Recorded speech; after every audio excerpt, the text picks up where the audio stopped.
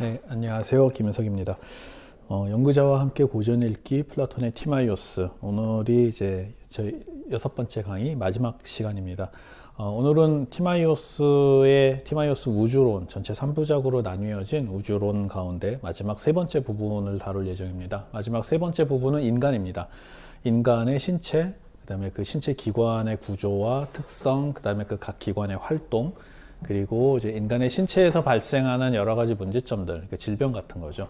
그리고 더불어서 이제 그 인간의 혼에 관한 문제도 다루고요. 그 다음에 이제 작품의 마지막에 가면은 그 인간의 건강의 문제와 함께 그 다음에 이제 윤회와 환생, 그리고 이제 좋은 삶이란 무엇인가라고 하는 문제를 다루면서 이 플라톤의 우주론이 끝나게 됩니다. 처음 강의를 시작할 때 예고했던 것과 같이 우리가 이제 강의 끝나고 나서 따로 이제 질문과 토론 시간을 갖지는 못했는데, 오늘은 그 전체 3시간 가운데 이제 가능하면은 2시간 정도, 2시간 한 10분, 20분 사이에 강의를 끝내고 이제 토론 시간을 약 한 40분 이상을 좀 할애를 해서 그동안 좀 궁금해했던 것들, 궁금해하셨던 것들이 있다면은 그 질문을 받고 뭐 제가 아는 선에서 답변을 하는 이제 그런 시간을 갖도록 하겠습니다. 자, 그러면은 오늘 강의의 차례를 한번 볼까요? 오늘의 차례는 이제 크게 두 부분으로 나뉘어져 있습니다. 하나는 이제 인간의 신체에 관련된 부분이고요. 아마 이 부분이 좀 많은 부분, 그 강의 시간을 할애해서 좀 얘기를 할 겁니다. 그래서 물론 이제 그 데미우르고스 우주 제작자와 보조자들의 활동, 앞에서 이미 다루어서 뭐 많은 분들이 좀 익숙해지셨겠지만, 데미우르고스가 제작을 한 건 좀 정해져 있죠. 그러니까 이제 우주 천체와 우주혼을 만들었고, 그 다음에 이제 그 우주 안에 있는 별들을 만들고요. 그 다음에 이제 인간의 혼을 만들죠. 인간 혼, 그 신적인 부분이라고 할 수 있는 인간의 혼을 만들었죠. 그리고 이제 그 이외의 나머지 것들, 다시 말해서 인간의 몸과 그리고 이제 기타 다른 것들은 그 자신이 만든 별의 신들을 보조자로 활용해서 그 별의 신들에게 인간을 만들라고 이제 명령을 합니다. 여기서 이제 주목할 만한 부분이 혼의 가사적인 부분이라고 하는 게 나오는데요.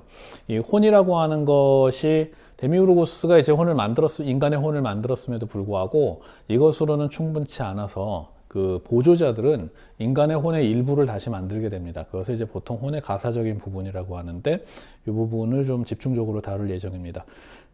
그리고 이제 혼의 가사적인 부분과 관련된 기관들, 그리고 그 외의 기관들, 이렇게 좀 다루게 될 것이고요. 그 다음에 이제 두 번째 부분이 질병과 건강, 그리고 이제 인간 이외의 생명체들, 동물과 식물들, 그리고 이제 그 윤회라고 하는 이제 그 고대 철학에서는 이제 우리가 흔히 이제 피타고라스와 피타고라스 주의자들, 그리고 이제 플라톤, 그 다음에 이제 신비주의자들, 철학사의 흐름 속에서 이제 윤회 개념을 주장하는 철학자들이 종종 있는데, 플라톤 역시도 이제 윤회 개념을 제시를 합니다.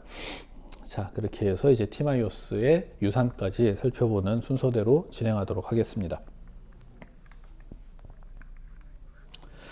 자, 먼저 그 세 번째 파트, 보통 이제 플라톤 우주론의 제3부가 시작이 되면서 이제 새로운 논의 재료들을 가지고서 또 토론을 한번 해봅시다 라고 이야기를 합니다.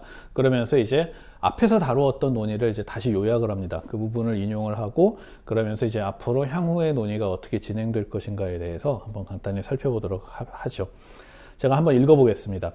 사실 처음에 말했던 것처럼 모든 것들이 무질서한 상태로 있었을 때 신은 그것들 각각 안에 자신에 대해서는 물론 서로에 대해서도 균형들을 산출하였으니, 이는 모든 경우와 모든 방식에서 비례와 균형을 유지할 수 있는 것들이었습니다.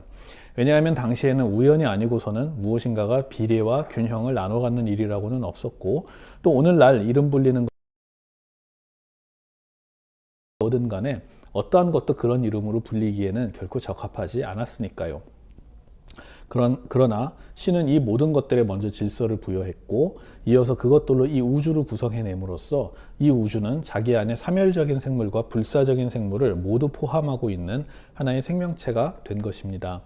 또한 신 자신은 이 신적인 것들의 제작자가 되었고, 죽기 마련인 것들이 생겨나도록 만드는 일은 자기에게서 태어난 자식들에게 부과했습니다. 자, 이게 이제 3부의 도입부입니다. 먼저 이제 앞에 지금까지의 이야기에 대한 간략한 정리가 이루어지는 거죠. 처음에 이 우주가 생겨나기 이전 상태는 어떠했는가라고 하는 얘기, 그 다음에 그 상태에 대하여 이 신은 바로 이제 우주 제작자 데미우르고스죠. 신이 이제 어떤 개입을 했는가라고 하는 것들. 예, 그런 얘기들을 하고 있는데, 먼저 제가 이제 1번라고 이제 동그라미를 치고 이제 밑줄 그은 부분을 좀 한번 살펴보죠. 당시에는 이 우주 생성 이전입니다. 우연이 아니고서는 무엇인가가 비례와 균형을 나눠 갖는 일이라고는 없었고, 오늘날 이름 불리는 것들 가운데 그 물, 불, 공기, 흙 어떤 것도 그런 이름으로 불리기에는 적합하지 않았다. 이게 이제 우주 생성 이전 상태입니다. 우주를 흔히 이제 카오스에서 코스모스가 되었다라고 이야기를 하는데, 바로 그 카오스 상태. 어떠한 질서도 없었다라고 얘기할 수 있겠죠. 그리고 그 질서의 부재는 바로 비례와 균형의 부재라고 이야기할 수 있을 것입니다. 예. 비례와 균형의 부재라고 이야기할 수 있을 것입니다. 그리고 이 비례와 균형이라는 것은 사실은 다 이제 수학적이거나 기하학적인 특징이죠. 우리가 이제 지난 시간에 그 우주에서 우리가 불, 공기, 물, 흙이라고 부르는 것이 가장 원초적인 것이 아니라, 사실은 이것들을 구성하는 더 원초적인 것이 있는데, 그것들을 기본적인 단위까지 올라가다 보니 요소 삼각형들이었다라고 이야기를 하죠. 그러면서 바로 그 요소 삼각형들이 모여서 그 사면체, 정사면체, 정팔면체, 정이십면체, 그리고 이제 그 정육면체가 되고, 이러한 것들이 다시 모여서 각각 이제 불, 공기, 물, 흙이 이루어졌다, 이렇게 이야기를 하죠. 그리고 이 과정을 신이 수와 도형을 가지고서 무질서의 질서를 부여해 나가는 과정이었다라고 이야기를 하는 것이죠. 따라서 여기서 비례와 균형의 부재라고 하는 것은 아직 신이 수와 도형을 가지고서 그 요소 삼각형들을 통해서 이 세상을 만들기 이전 단계를 의미하는 것이겠죠. 그렇죠? 자, 그래서 그 2번에 보면은 불, 공기, 물, 흙이 그 각각의 이름으로 불릴 수 없음이라고 하는 이 대목도 우리가 앞에서 살펴보았었죠. 즉, 불, 공기, 물, 흙이 만들어지는 것이 요소 삼각형들의 결합에 의해서 이루어지는 것이기 때문에, 그 요소 삼각형들이 이제 제대로 그 수학과 기하학의 규칙에 따라서 결합하기 이전에는 사실 불, 공기, 물, 흙은 존재하지 않았겠죠. 그럼 뭐가 있었느냐? 그것의 어떤 재료적인 상태 혹은 재료적인 성질들이 존재하고 있었을 겁니다. 그런 성질들의 도형과 수가 부여됨으로써 비로소 그 성질이 일정한 이름을 얻을 수 있게 되는 것이죠. 그러니까 아마 이런 식으로 불렸겠죠. 우리가 이제 앞에서 보았듯이 뭔가 이제 적셔지는 성질이 있고, 타오르는 성질이 있고, 구르는 성질이 있고, 뭉치려는 성질이 있고, 그런 것들이 이제 뒤죽박죽 되어서 뭔가 굉장히 혼란스러운 상태라는 것이죠. 근데 이제 적셔지는 성질에 수와 형태가 부여됨으로써 이것들이 이제 우리가 물이라고 부르게 되는 것이고, 타오르는 성질에 대해서도 수와 형태를 통한 삼각형들, 그리고 삼각형들이 다시 결합을 이룸으로써 정사면체, 그리고 정사면체들이 다시 결합을 이룸으로써 우리가 불이라고 명명을 할 수가 있는 것이겠죠. 따라서 그런 이름으로 불, 공기, 물, 흙이라고 부를 수 없는 상태, 단지 성질만 가지고 있는 상태, 이제 그런 상태였다라고 하는 것이 바로 우주 이전의 상태를 의미합니다. 그리고 우리가 앞에 플라톤이 이제 고심 끝에 이것들을 일컬을 수 있는 어떤 표현을 하나 생각해낸 것이 흔적이라고 이야기를 했었죠. 즉, 사냥꾼이 사냥감을 쫓아가는데 흔적만 있어요. 이를테면 토끼 사냥을 하는데 토끼 발자국이 있어요. 아직 토끼는 없어요. 근데 토끼가 있다고 믿을 수 있어요. 그 근거는 발자국을 보고서, 즉 토끼의 흔적을 보고서 이야기할 수 있는 것이죠. 즉, 이 세계에는 완전한 아무것도 없는 것이 아니라 무엇인가로 가득 차 있어요. 그리고 이제 그것들은 장차 불, 공기, 물, 흙의 형태로서, 그런 성질을 담지하는 형태로서 드러나겠지만, 이 신이 개입하기 이전에는 아직 그 형태가 없이 뭔가 이제 뒤죽박죽돼서 불, 공기, 물, 흙은 찾을 수 없으나, 그러나 타오르거나 뭐 구르거나 혹은 적셔지거나 이제 이런 성질들이 있음으로 해서 우리는 이것들이 장차 신이 도형과 수를 개입함으로써, 그리고 이제 이것이 이제 그냥 개입이 아니라 사실은 불, 공기, 물, 흙의 형상을 보고서 사실은 이제 그것에 걸맞는 그 도형의 결합을 수행함으로써 그런 이름이 그 흔적으로부터 그 본래의 이름을 얻을 수 있으리라고 우리가 기대할 수 있을 것입니다. 자, 결국 이제 이 활동을 하는 자가 데미우르고스입니다. 그래서 이제 데미우르고스는 이 모든 것들에 먼저 질서를 부여하였다. 도형과 수를 가지고 그랬었죠. 그렇죠? 자, 그리고 이제 데미우르고스의 노동 과정. 다시 말해서 이제 우리가 티마이오스 앞부분에서부터 시작해서 데미우르고스는 훌륭했습니다. 훌륭했기에 모든 것이 자기와 같아지기를 바랐고 바로 그런 선한 의지로 인해서 데미우르고스가 무질서로부터 질서를 창출해 나가는데 그 과정에 먼저 우주를 제작했죠. 우주의 제작. 그 다음에 그 불사적인 생명체들을 먼저 만들죠. 사실 우주 전체는 그 스스로 운동하는 것이죠. 혼과 몸이 결합되어서 그 스스로 운동하는 것이기 때문에 생명체이고, 그리고 이제 별들 역시도 이제 그 우주 전체 안에서 이제 타자의 궤도, 다름의 궤도를 따라서 이제 도는 것들이기에 역시 이제 생명체인 것이죠. 그래서 이제 불사적인 생물인 그 우주 전체와 그 다음에 이제 같음의 궤도에 붙어 있는 그 항성들, 붙박이별들, 그 다음에 이제 타자의 궤도를 따라 도는 7개의 행성들, 이제 이런 것들과 함께 가사적인 생물을 만들게 됩니다. 여기서 말하는 가사적인 생물은 인간을 이제 의미합니다. 자, 그리고 이제 신적인 것들, 항성들, 행성들, 지구, 이제 이런 것들을 만들고, 그리고, 항성, 별들을, 자기가 이제 별들을 만들어 놓고, 이제 별들을 모은 다음에 이제 별들에게 연설을 했었죠. 앞에서 우리가 기억을 좀 더듬어 보면, 이게 아마 4번째 시간쯤 됐던 것 같은데, 별들에게 이 우주가 완벽하기 위해서는, 우주가 완전하기 위해서는 완전한 것들뿐만 아니라 불완전한 것들도 있어야 된다. 불완전한 것이 무엇이냐면은, 가사적인 존재들입니다. 불사신이 아니라. 그래서 가사적인 존재들이 있어야지 이 우주가 온전해진다. 이렇게 이야기를 합니다. 그리고 그러기 위해서 인간을 만들어야 하는데 데미우르고스 자신이 인간을 만들게 되면은 그 인간들은 신적인 자, 불사신이 될 것이기 때문에 내가 만들어서는 안 되고 나보다 하나 아래인 너희들이 만들어야 한다. 단 그들에게 있어서도 불사의 원리가 필요한데 그게 바로 이제 혼이겠죠. 인간의 불사적인 원리인 혼은 내가 만들어서 너네들에게 나눠줄 것이니 너네는 그들의 그 불사적인 원리가 아니라 가사적인 몸체를 만들어라. 뭐 이제 이런 식으로 명령을 하죠. 그런 내용을 이제 앞부분에 요약을 하고 논의를 이어갑니다. 자, 그래서 이제 보조자들, 별의 신들이죠. 데미우르고스의 명령을 받은 자들이 이제 본격적으로 이제 활동을 하게 되는데요. 이 부분에 대해서 이제 다시 한번, 이 텍스트를 이제 바로 이어지는 텍스트입니다. 텍스트를 이제 또 한번 읽어보도록 하겠습니다. 그리고 그를 모방하는 자식들은 이게 별의 신들이죠.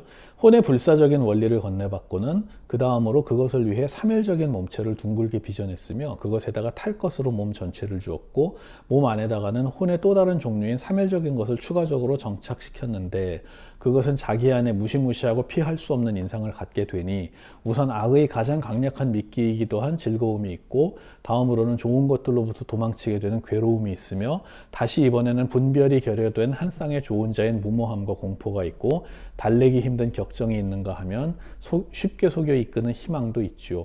그들은 이것들을 이성에 결여된 감각 및 모든 것을 감행하려 드는 애욕에 함께 섞어냄으로써 필연에 따라 사멸적인 종을 구성했던 것입니다. 이렇게 나오죠. 사실은 이 대목은 번역하기가 굉장히 힘듭니다.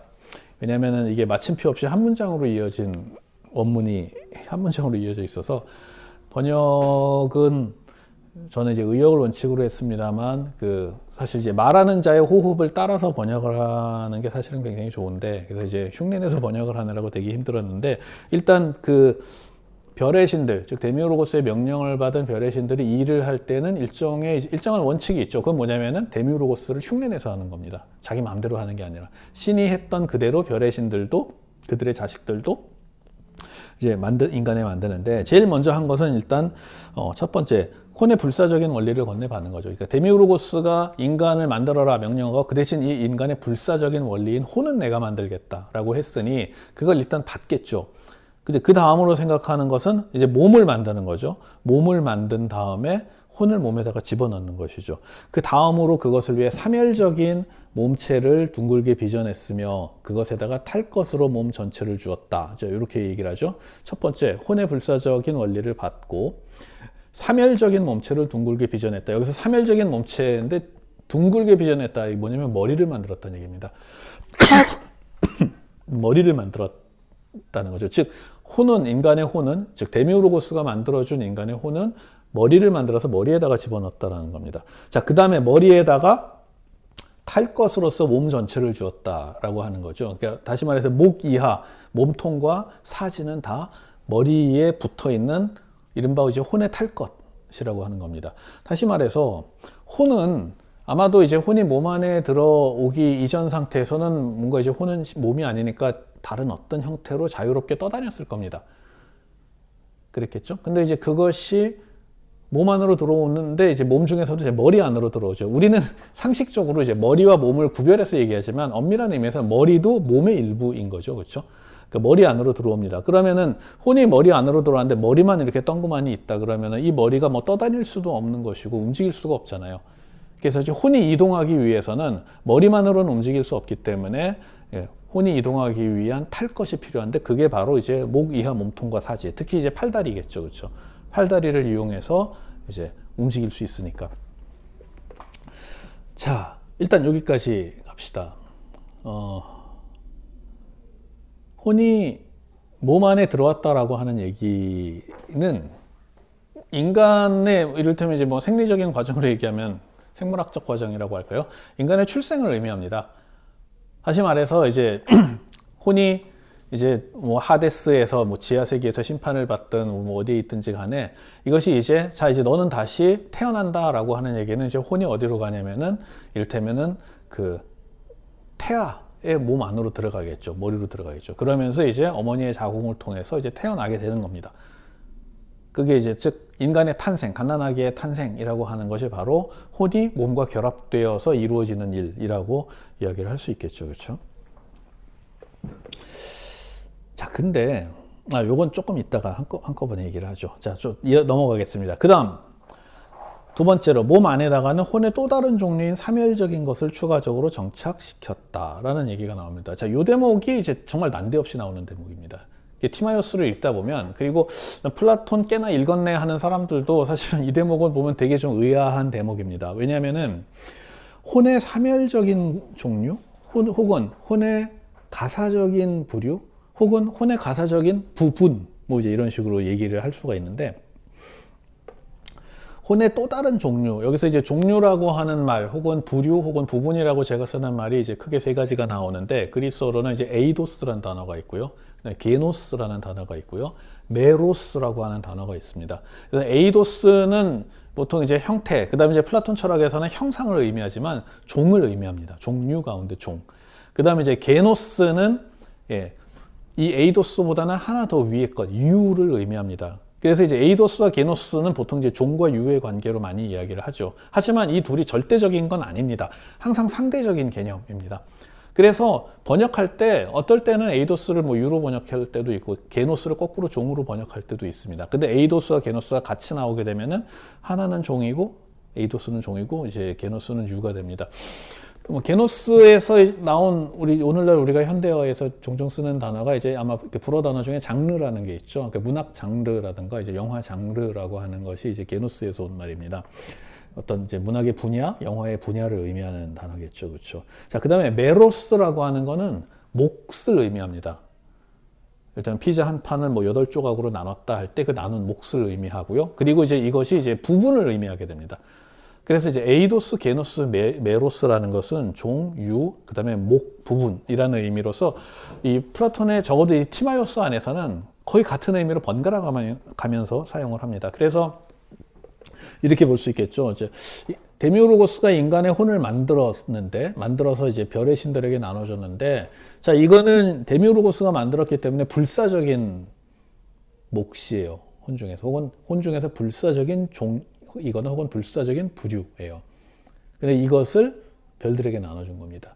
그리고 별의 신들은 이것을 인간의 몸을 만든 다음에 그 중에서도 머리에다가 이제 심었어요. 그리고 나서 별의 신들은 거기에 더하여 이 불사적인 종류 혹은 불사적인 부분 말고 그 외의 가사적인 혹은 사멸하게 되는, 몸과 함께 사멸하게 되는 종류의 혼을 또 만들어서 몸에다가 추가적으로 정착시켰다. 이제 이렇게 이야기를 하는 겁니다.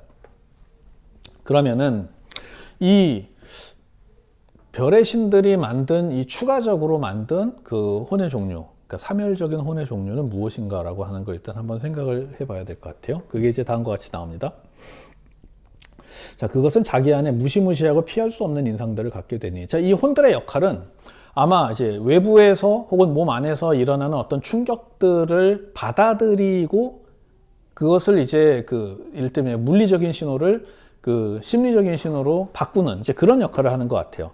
근데 이 충격을 받아들이게 되면 받게 되는 게 우리가 이제 지난 시간에 보았듯이 지난 시간에 혼이 몸 안으로 들어오게 되면 생겨나는 인상들에 대해서 이야기했듯이 이제 그 부분이 여기서 그대로 재론되는데 여기에 보면은 앞에 42AB 제5강 5번째 강의에서 언급했던 부분인데요.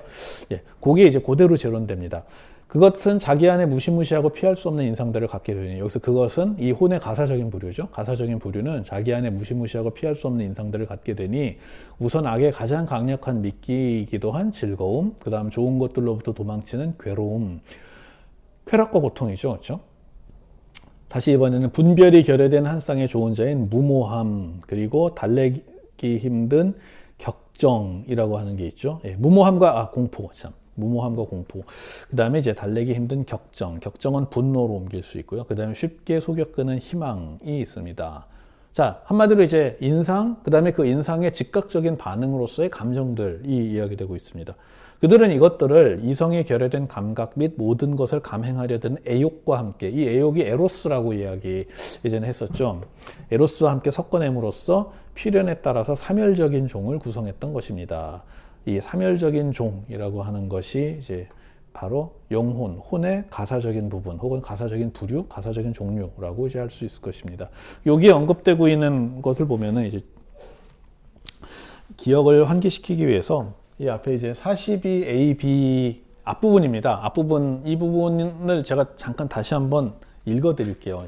지난번에 올려놓은 텍스트 파일을 보시면은 인용문이 있을 텐데 일단은 제가 한번 42AB를 읽어 드리겠습니다.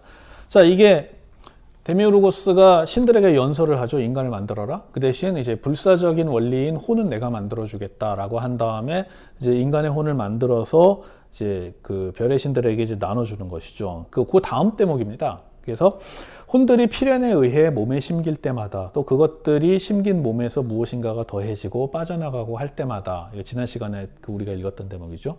그 거센 인상들로부터 첫 번째로는 모두에게 하나인 감각이, 두 번째로는 쾌락과 고통으로 뒤섞인 애욕이, 또한 이에 더하여 공포와 분노, 그리고 이것들을 따르는 모든 것들 및 본성상 그 반대편에 서 있는 모든 것들이 필연적으로 태어나게 될 것입니다. 요 기억나시죠? 그것들을 사람들이 잘 제압할 수 있다면 정의로운 삶을 살겠지만 제대로 제압하지 못하면은 좀 정의롭지 못한 삶을 살게 되고 그 다음 생에서는 더 낮은 단계로 태어나게 된다라고 하는 대목이었습니다. 자, 그게 고스란히 지금 이 대목에서 지금 반복되고 있는 것입니다. 자, 그렇다면은 보죠. 우리가 지금 살펴봐야 될 것이 이겁니다. 즐거움과 괴로움, 무모함과 공포, 격정, 희망. 요것들은 결국은 좋지 않은 것들입니다. 어떤 관점에서 보았을 때, 이성이라는 관점에서 보았을 때.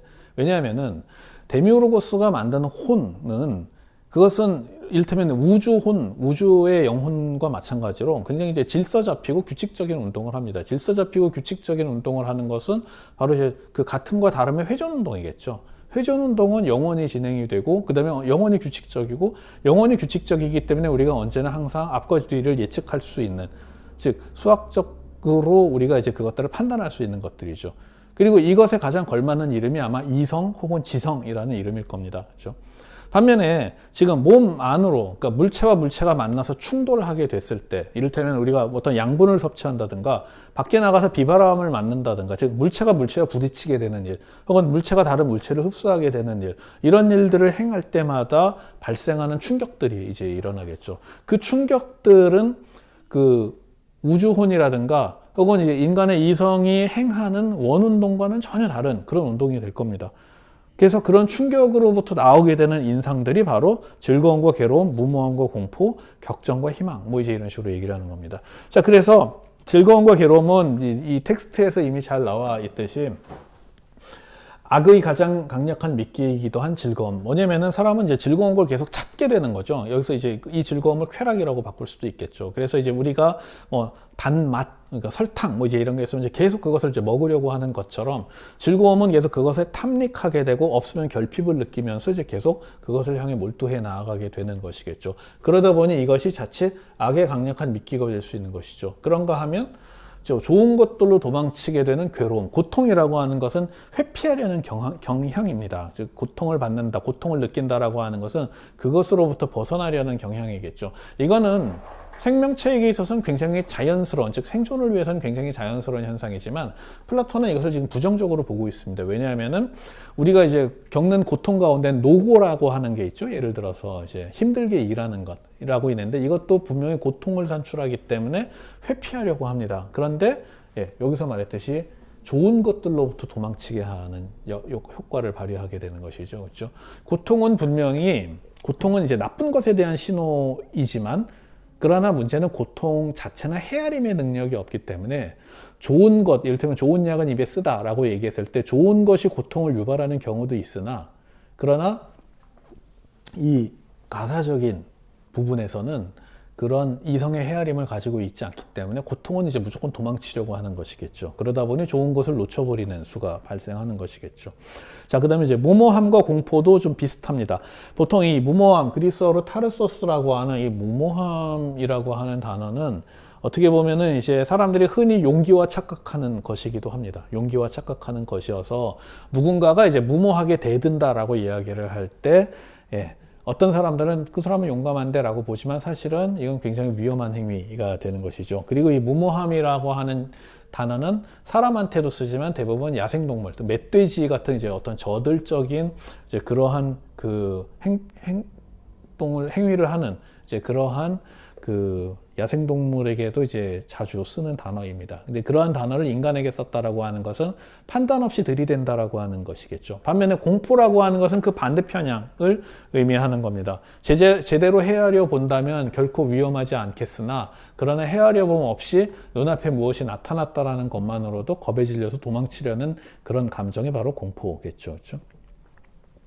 자, 그 다음에 이제 그 달래기 힘든 격정. 자, 이게 이제 분노 혹은 기계인데요. 이것 역시도 이 대목에서는 지금 좋게 평가가 되지 않고 있습니다.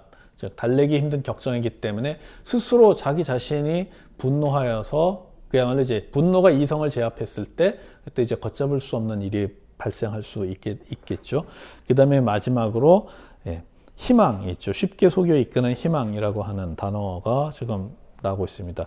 이게 사실은 오늘날 이제 우리에게는 현대인들은 이제 희망이라는 단어를 굉장히 이제 긍정적으로 쓰죠.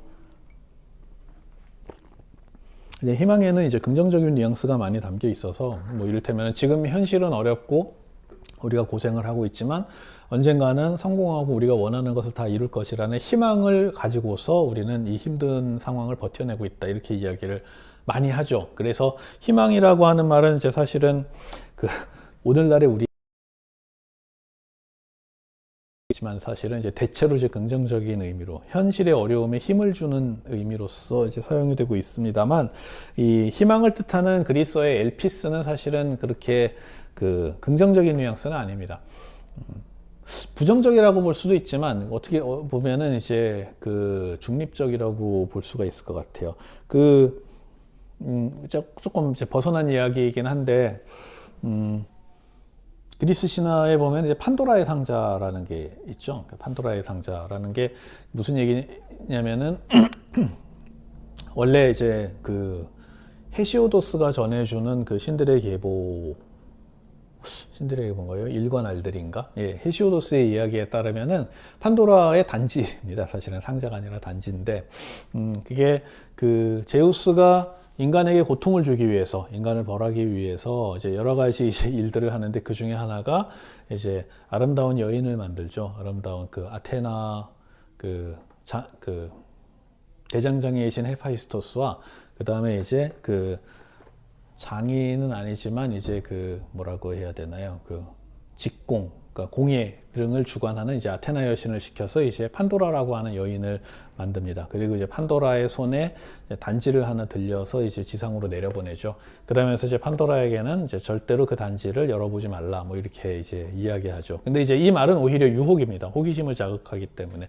그래서 이제 판도라는 이제 프로메테우스의 동생인 에피메테우스와 함께 살게 되죠. 그리고 이제 그 판도라는 계속해서 이제 뇌리에서 이제 그 단지를 열어보지 말라는 이제 말이 이제 계속 뇌리에서 이제 맴돌아서 결국은 호기심을 억누르지 못하고서 이제 단지를 열죠. 그게 이제 사실은 그 제우스가 바랐던 것입니다. 한마디로 이제 폭탄을 안고 이 세상으로 내려보낸 건데, 단지를 여는 순간 세상의 모든 불행한, 그러니까 부정적인 것들이 다 튀어나갑니다. 그렇죠? 그래서 이를테면 노년, 질병, 허약함, 굶주림, 불화, 싸움 등등, 우리가 인간이 알고 있는 모든 불행한 것, 안 좋은 것들이 이제 다 튀어나갑니다. 그 이야기는 뭐냐면은 사실은 이제 판도라가 지상에 내려오기 이전까지 이 지상에는 인간이 있었음에도 불구하고 인간은 병에 걸리지 않았다고 해요. 그리고 늙지도 않았다고 합니다. 고생을 겪지도 않았다고 해요. 그야말로 이제 지상천국, 지상낙원이었던 것이겠죠. 그런데 판도라가 단지를 열면서 그 안에서 이제 노년이라든가 질병이라든가 허약함이라든가 그 다음에 이제 배고픔이라든가 온갖 안 좋은 것들이 다 나가게 되고, 그때부터 인간은 이제 점점 나이를 먹으면서 늙어가고 쇠약해지고 병에 걸리고 그 다음에 항상 굶주리게 되고 그런 식의 고통을 겪게 되는 것이겠죠. 자, 그런데 우리가 이제 아는 이야기로는 이제 그래서 판도라가 깜짝 놀래서 이제 단지를 딱 닫았더니 다 빠져나가고 이제 하나만 못 나가고 남았는데 그게 바로 엘피스였다, 이제 이렇게 이야기를 하죠. 그래서 이제 그 보통 만화로 보는 그리스 신화 이렇게 얘기하면 뭐 되게 낙관적으로 해석을 해요. 그래서 이제 이 세상은 괴로운 것들로 가득 차 있지만 그래도 이제 우리 안에는, 이 단지 안에는 희망이 남아 있다, 뭐 이제 이런 식으로 해석을 하는 경우가 많은데, 사실은 그런 해석은 이게 무슨 소리일까요? 예.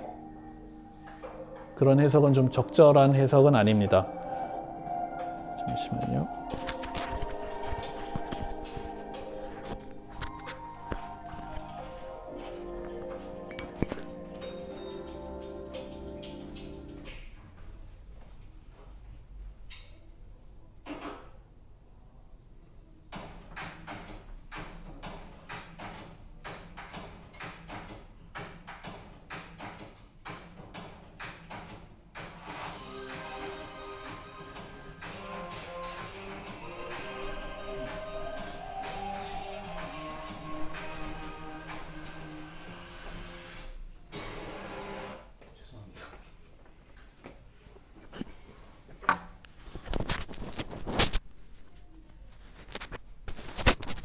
네, 6번째 강의에서, 마지막 강의에서 방송사고가 발생했군요. 네, 제대로 다시 나오고 있나요? 네네.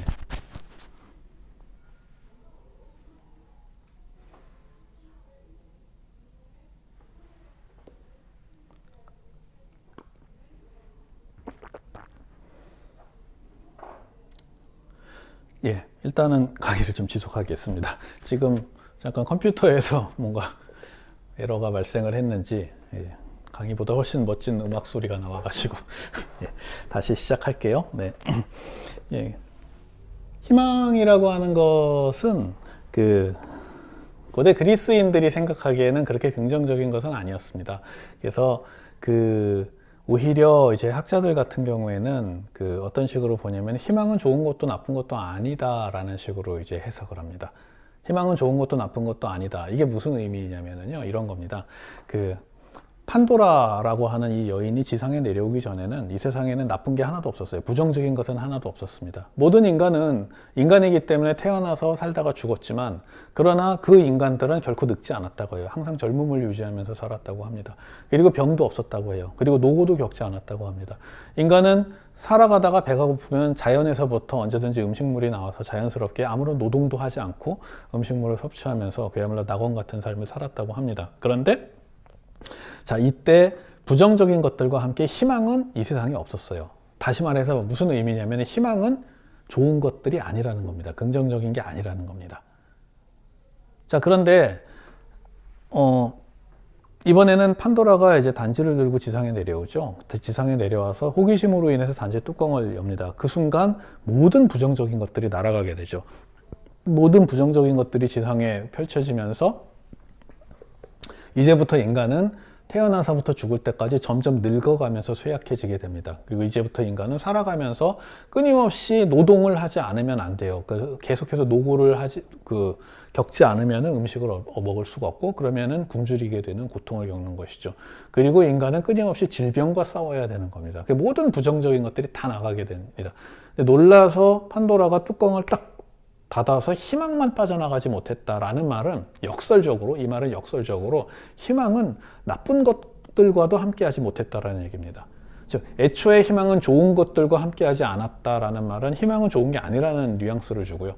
그 다음에 희망은 나쁜 것들과 함께 세상에 나가지 못했다라는 말은 희망은 부정적인 것도 아니다 라고 해석할 여지를 줍니다. 따라서 희망은 그 중간적인 어떤 것이겠죠. 누군가에게는 그 희망이라는 것이 좋은 의미로 사용될 수도 있지만, 또 많은 사람들에게는 그 희망이라는 것이 덧없는 노력으로 인한 절망의 원인으로 생각될 수도 있는 것입니다. 그리고 플라톤은 이 대목에서는 희망을 굉장히 부정적인 것으로 보고 있다고 할 수가 있을 것입니다. 결국 이 별의 신들이 데미우르고스로 받은 인간의 혼, 이 혼을 이제 우리가 지성혼 혹은 이성이라고 부릅시다.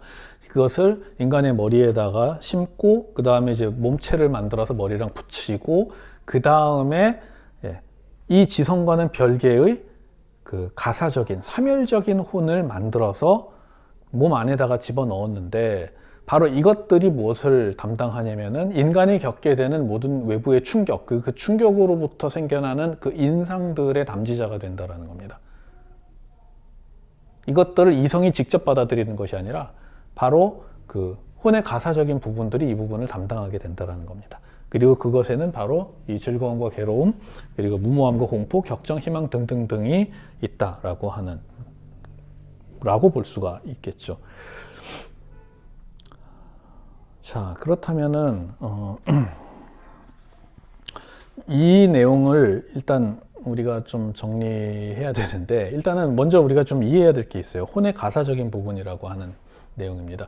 혼의 가사적인 부분이라는 것은 혼이 죽는다는 얘기겠죠. 가사적인 부류라는 건.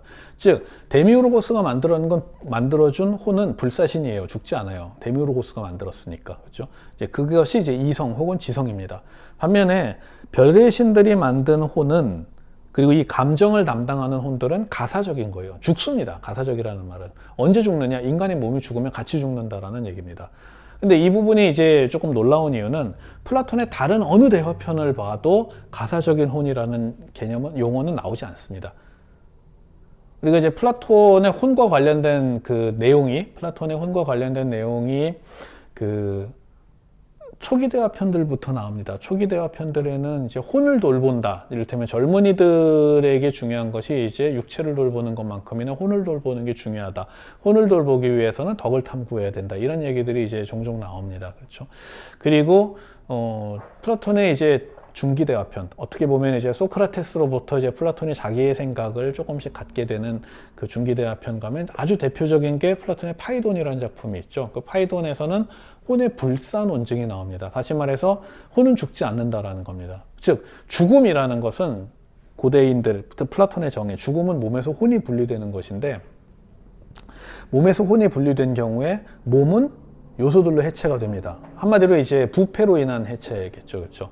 그럼 혼은 어떠한 해체도 겪지 않는다라는 겁니다. 그렇죠? 이게 혼의 불사 논증입니다. 이것이 이제 플라톤의 파이돈에서 굉장히 체계적으로 이제 논쟁이 이루어지죠. 그렇죠? 그 다음에 비슷한 주장이 플라톤의 국가에도 나옵니다. 국가에도 혼의 불사 논쟁이 나오고요. 그 다음에 메논이라는 대화편, 이거는 이제 국가 파이돈보다 조금 더 앞에 쓰인 대화편이고, 중기 대화편보다는 이제 초기 대화편이라고 보는 편이 나는데, 이 메논에서는 혼의 불사 논증은 나오지 않으나 그러니까 사람이 죽은 다음에 이제 그의 혼이 하데스에 가서 이제 이제 심판을 받고 이제 다시 태어난다라는 윤회에 관한 이야기가 나오고요. 또 이제 메논과 비슷한 시기 혹은 좀 더 앞에 쓰인 고르기아스라고 하는 대화편에서도 사람이 죽은 다음에 그 혼이 하데스에 가서 심판을 받는다라는 이야기가 신화적인 방식으로 서술되고 있습니다. 다시 말해서 플라톤은 혼이 항상 그것이 이제 어떤 추론을 통해서든 아니면은 신화적인 이야기 방식을 통해서든 혼이 불사한다라고 하는 생각을 항상 유지하고 있었던 것 같아요. 그 다음에 이제 더 후기의 대화편으로 가게 되면 이제 파이드로스라고 하는 대화편이 나오는데, 이 파이드로스라고 하는 대화편에서는 그 혼을 자기 운동자, 스스로 움직이는 것이라고 이야기하고, 이 자기 운동자는 운동의 원천이 자기 안에서 나오기 때문에 혼은 죽지 않는다라고 하는 자기 운동의 원리에 기반한 논쟁을 펼치기도 합니다. 그렇기 때문에 사실 이제 플라톤 초기부터 중기까지 쭉 읽어본 사람들 같은 경우에는 혼은 몸과 대립되는 성향을 가지고 있는 어떤 몸과는 다른 실체이고, 그 다음에 이 혼은 불사를 그 특징으로 한다라는 거에 굉장히 익숙해져 있는데, 이 티마이오스를 보게 되면은 불사적인 혼뿐만 아니라 가사적인 종류 혹은 사멸적인 부류라고 하는 언급이 나와서 이게 좀 당혹스럽게 보이기도 합니다. 이 부분을 이해하기 위해서는 인간의 삶을 좀 생각을 해볼 필요가 있을 것 같아요. 이런 것 같습니다. 뭐냐면은 인간의 탄생은 앞에서도 얘기했지만 혼이 몸에 들어오는 것이라고 이야기를 했었죠. 그렇죠? 그런데 이게 엄밀하게 우리가 플라톤 철학의 관점을 그대로 쫓아가다 보면은 혼이 몸 안으로 들어온다라는 거는 인간의 탄생을 의미하는 것이고, 오늘날 우리의 입장에서 인간의 탄생은 굉장히 축복받을 만한 일이겠죠. 이제 아기가 태어나면 다들 즐거워하고 기뻐하니까, 그렇죠? 그렇지만 반대로 플라톤의 입장에서 볼 때 인간의 탄생은 징벌을 의미합니다. 혼의 불행을 의미합니다. 왜 그러냐면은 혼이 가장 훌륭하고 가장 좋은 상태는 혼이 몸에서 벗어나 있는 상태예요. 혼이 몸에서 벗어나서 혼 그 자신 스스로 어디든 날아다니면서 혼이 그 자신 스스로 무엇이든 다 관조하는 상태, 이게 제일 좋은 상태예요. 그런데 혼이 몸에 심기게 되면은 심어지게 되면은 그때는 몸 안에 갇히게 되는 겁니다. 그냥 자유롭게 날아갈 수 있는데 몸 안에 갇히게 되니까 이제는 몸을 움직여서 이동해야 되는 거죠. 혼은 몸을 자신의 탈 것으로 이용하잖아요. 근데 몸 밖에 있으면 굳이 그럴 필요가 있죠. 한마디로 혼이 몸 밖에 있으면은 이른바 이제 시간과 장소의 제약을 받지 않고 안에 갇히게 되면은 물질적인 운동의 영역 안에 들어와 갇히게 되는 겁니다. 그런 문제가 발생을 해요. 그래서 혼은 내가 저 앞으로 가고 싶다 그러면은 내 혼이 바로 가면 되는데 몸 안에 갇혀 있기 때문에 다리를 움직여서 이동을 해야 되는 거죠. 훨씬 더 힘든 일이죠. 그렇기 때문에 혼이 몸 안에 갇힌다라고 하게 되면은 굉장히 불편해집니다. 굉장히 불편해진다라는 것을 우리가 좀 이렇게 얘기할 수 있죠. 모든 거는 몸을 통해야 한다. 우리가 어떤 사물을 볼 때 우리는 눈을 통해서 봐야 되고요. 혼이 직접 보는 게 아니라. 그 다음에 뭔가를 들을 때도 귀를 통해서 들어야 되는 겁니다. 자, 그럼 여기서 이제 철학적으로 굉장히 중요한 개념이 나오는데, 흔히 철학에서 직관이라는 단어가 있습니다. 이게 철학에서 굉장히 중요한 용어, 철학 용어입니다. 직관. 그러니까 직관이라고 하는 것을 어떻게 생각을 하시나요? 직관이란 무엇일까요? 직관한다. 직관한다 그러면 이제 그냥 한자 그대로 이제 우리가 생각하면 어떤 것을 이제 직접 바라본다, 이제 이런 식으로 이야기할 수 있을 텐데, 일단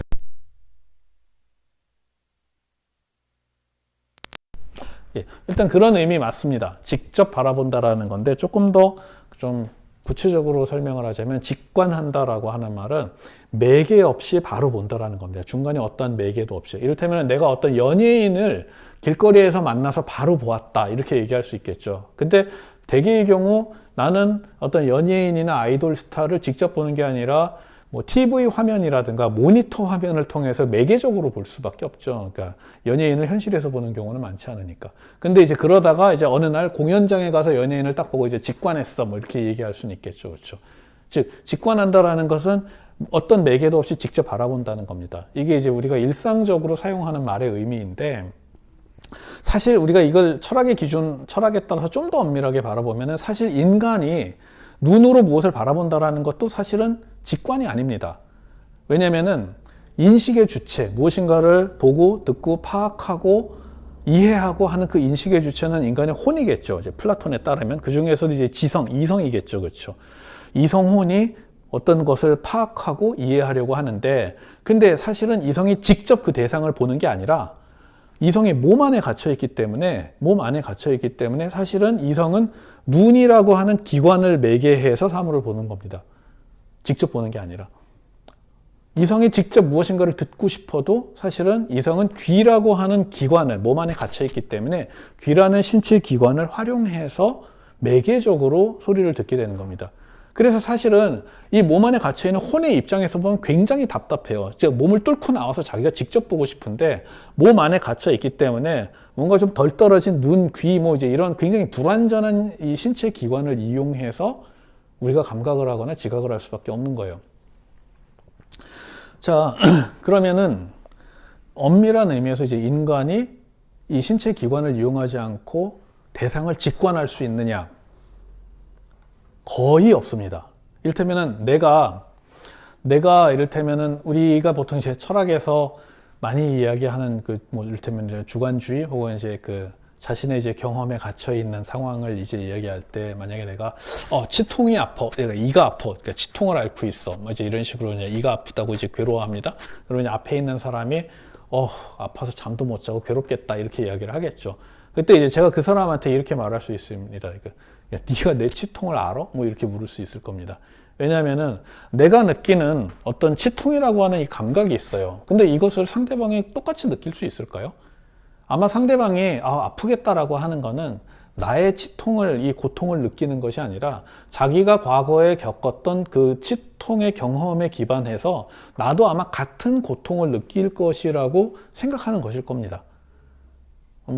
지금으로부터 한 10여 년 전에 이제 TV 광고에서 뭐 너희들이 개맛을 알아 뭐 이렇게 얘기한 것도 어떻게 보면 같은 얘기일 겁니다. 내가 느끼는 미각을 상대가 느낄 수가 없겠죠. 그렇죠? 그걸 느끼려면 어떻게 해야 되냐면은 내 혼이 빠져나가서 상대방 몸 안으로 들어가서 혼과 혼이 직접 접촉을 해야 됩니다.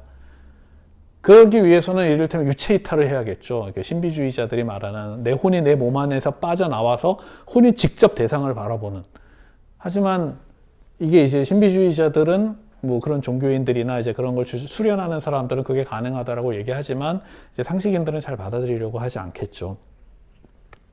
따라서 우리 인간이 살아있는 동안 거의 대부분은 직관을 할 수 없고요. 이 신체라고 하는 기관을 매개해서 외계 대상과 관계를 맺습니다.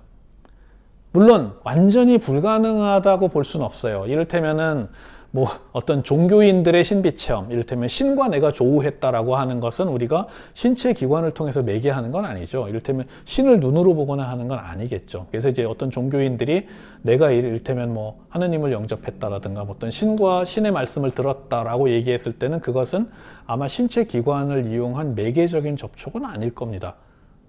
그것은 아마 어떤 직관의 또 다른 형식으로서 신과 인간이 직접 대면한 것일 수 있겠죠. 근데 이제 문제는 이것은 이제 종교의 영역입니다. 그것이 아니라 이제 세속의 영역에서는 세속적인 사람들은 이제 그걸 쉽게 받아들이려 하지 않겠죠. 자, 그러면은 보통의 인간들이 직관을 할 수 있는 경우가 있을까요? 하나 있습니다. 단 하나. 제가 알기로는 단 하나. 그건 뭐냐면 우리가 아는 직관은 자기가 자기를 생각하는 겁니다.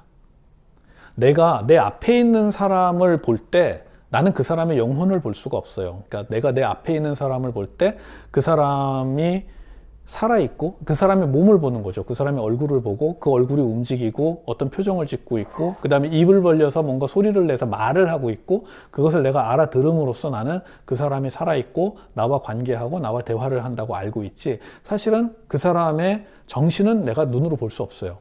그리고 그 사람도 마찬가지로 내 앞에 있는 사람도 나를 직관할 수 없습니다. 내 혼이 갇혀있는 몸을 볼 수 있을 뿐이에요. 그래서 내가 여기 서서 말을 하고 있는 것을 들으면서 내 정신, 내 혼이 말하고자 하는 바, 내 혼이 전달하고자 하는 바를 내 입의 움직임을 통해서 나오는 말을 통해 파악할 수 있을 뿐입니다. 자, 그런데 여러분 자신, 지금 이 강의를 듣는 여러분과 이 강의를 하는 저와 각자 자기가 자기 자신을 생각해 본다면, 내가 나를 생각해 본다면은 제일 자명하죠. 나는 나라고 하는 것이 제일 자명할 겁니다. 나는 지금 이 자리에 서서 강의를 하고 있는 내가 나를 떠올리는 것은 가장 자명합니다. 근데 나는 나를 눈으로 보는 것도 아니고 귀로 듣는 것도 아닙니다. 내가 눈으로 보는 것은 내 몸입니다. 내 몸을 보지만 내가 나라고 인식하는 그 나 자신이라고 하는 것은 내가 스스로를 직관하는 것입니다. 그래서 자기가 자기에 대해서 가장 자명하다라고 하는 것이 인간이 살아있는 동안에 일상적으로 겪을 수 있는 유일한 직관 행위라고 할 수가 있을 것입니다. 자, 결국 좀 굉장히 좀 많이 벗어났는데 이 이야기를 통해서 이제 좀 제가 강조하고 싶은 것은 플라톤의 티마이오스에서 이제 혼을 만듭니다. 그러니까 이 혼이라고 하는 것은 몸과는 전혀 다른 것. 그래서 이제 뭐라고 해야 될까요? 그러니까 그 존재와 그 동일자와 타자가 섞어서 만든 것이라고 해서 몸과는 전혀 다른 질과 구조를 가지고 있는 것이겠죠. 그래서 아마 이것은 무엇인가를 바라보고 인식하는 과정도 즉각적일 겁니다. 그런데 그것이 몸 안으로 들어오게 되면서 그것은 이제 몸을 통해서만 외계 대상과 관계할 수가 있는 거죠. 신체 기관이 눈을 통해서만 무엇인가를 바라볼 수 있고 귀를 통해서만 들을 수 있고 그렇기 때문에 그러면은 혼이 몸 안에 있는 게 나, 밖에 있는 게 나, 당연히 밖에 있는 게 낫겠죠. 그렇기 때문에 혼이 몸 안에 들어오는 것은 적어도 우리가 플라톤 철학의 이 맥락을 충실히 쫓아간다면은 그것은 바로 인간의 혼이 겪는 징벌입니다. 몸 안에 갇히게 되는 것. 신체라는 감옥에 갇히게 되는 것입니다.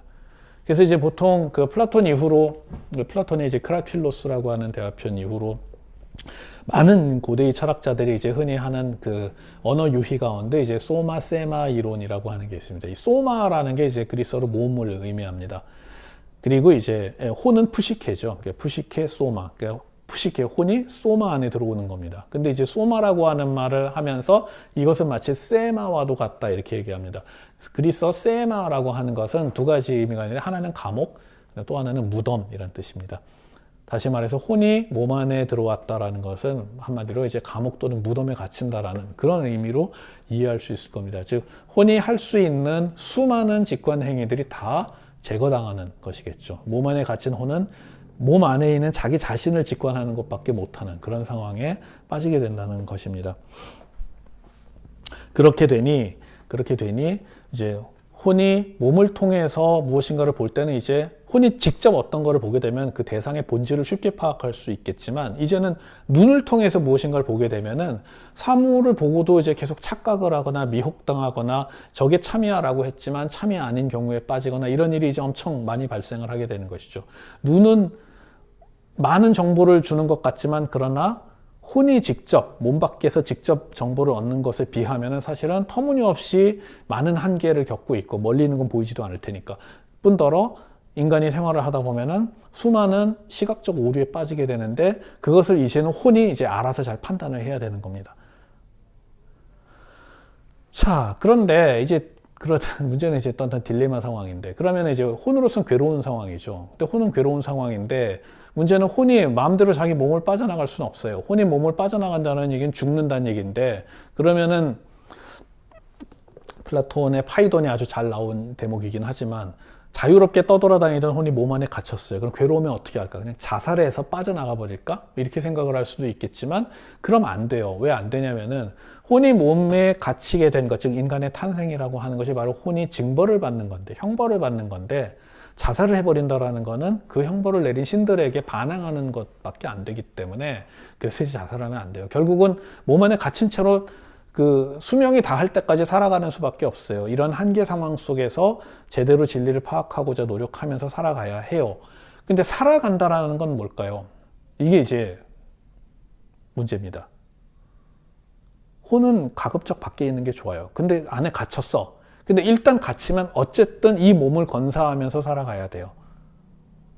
그것도 충실하게. 이 몸을 건사하면서 충실하게 살아가기 위해서는 뭘 해야 될까요? 결국 우리가 이 세상에서 갇혀서 그러니까 살아가게 되면 뭘 해야 되냐면 일단은 신체를 유지해야 되죠. 신체를 유지해야 한다라고 하는 것은 음식을 먹어야 된다는 얘기입니다.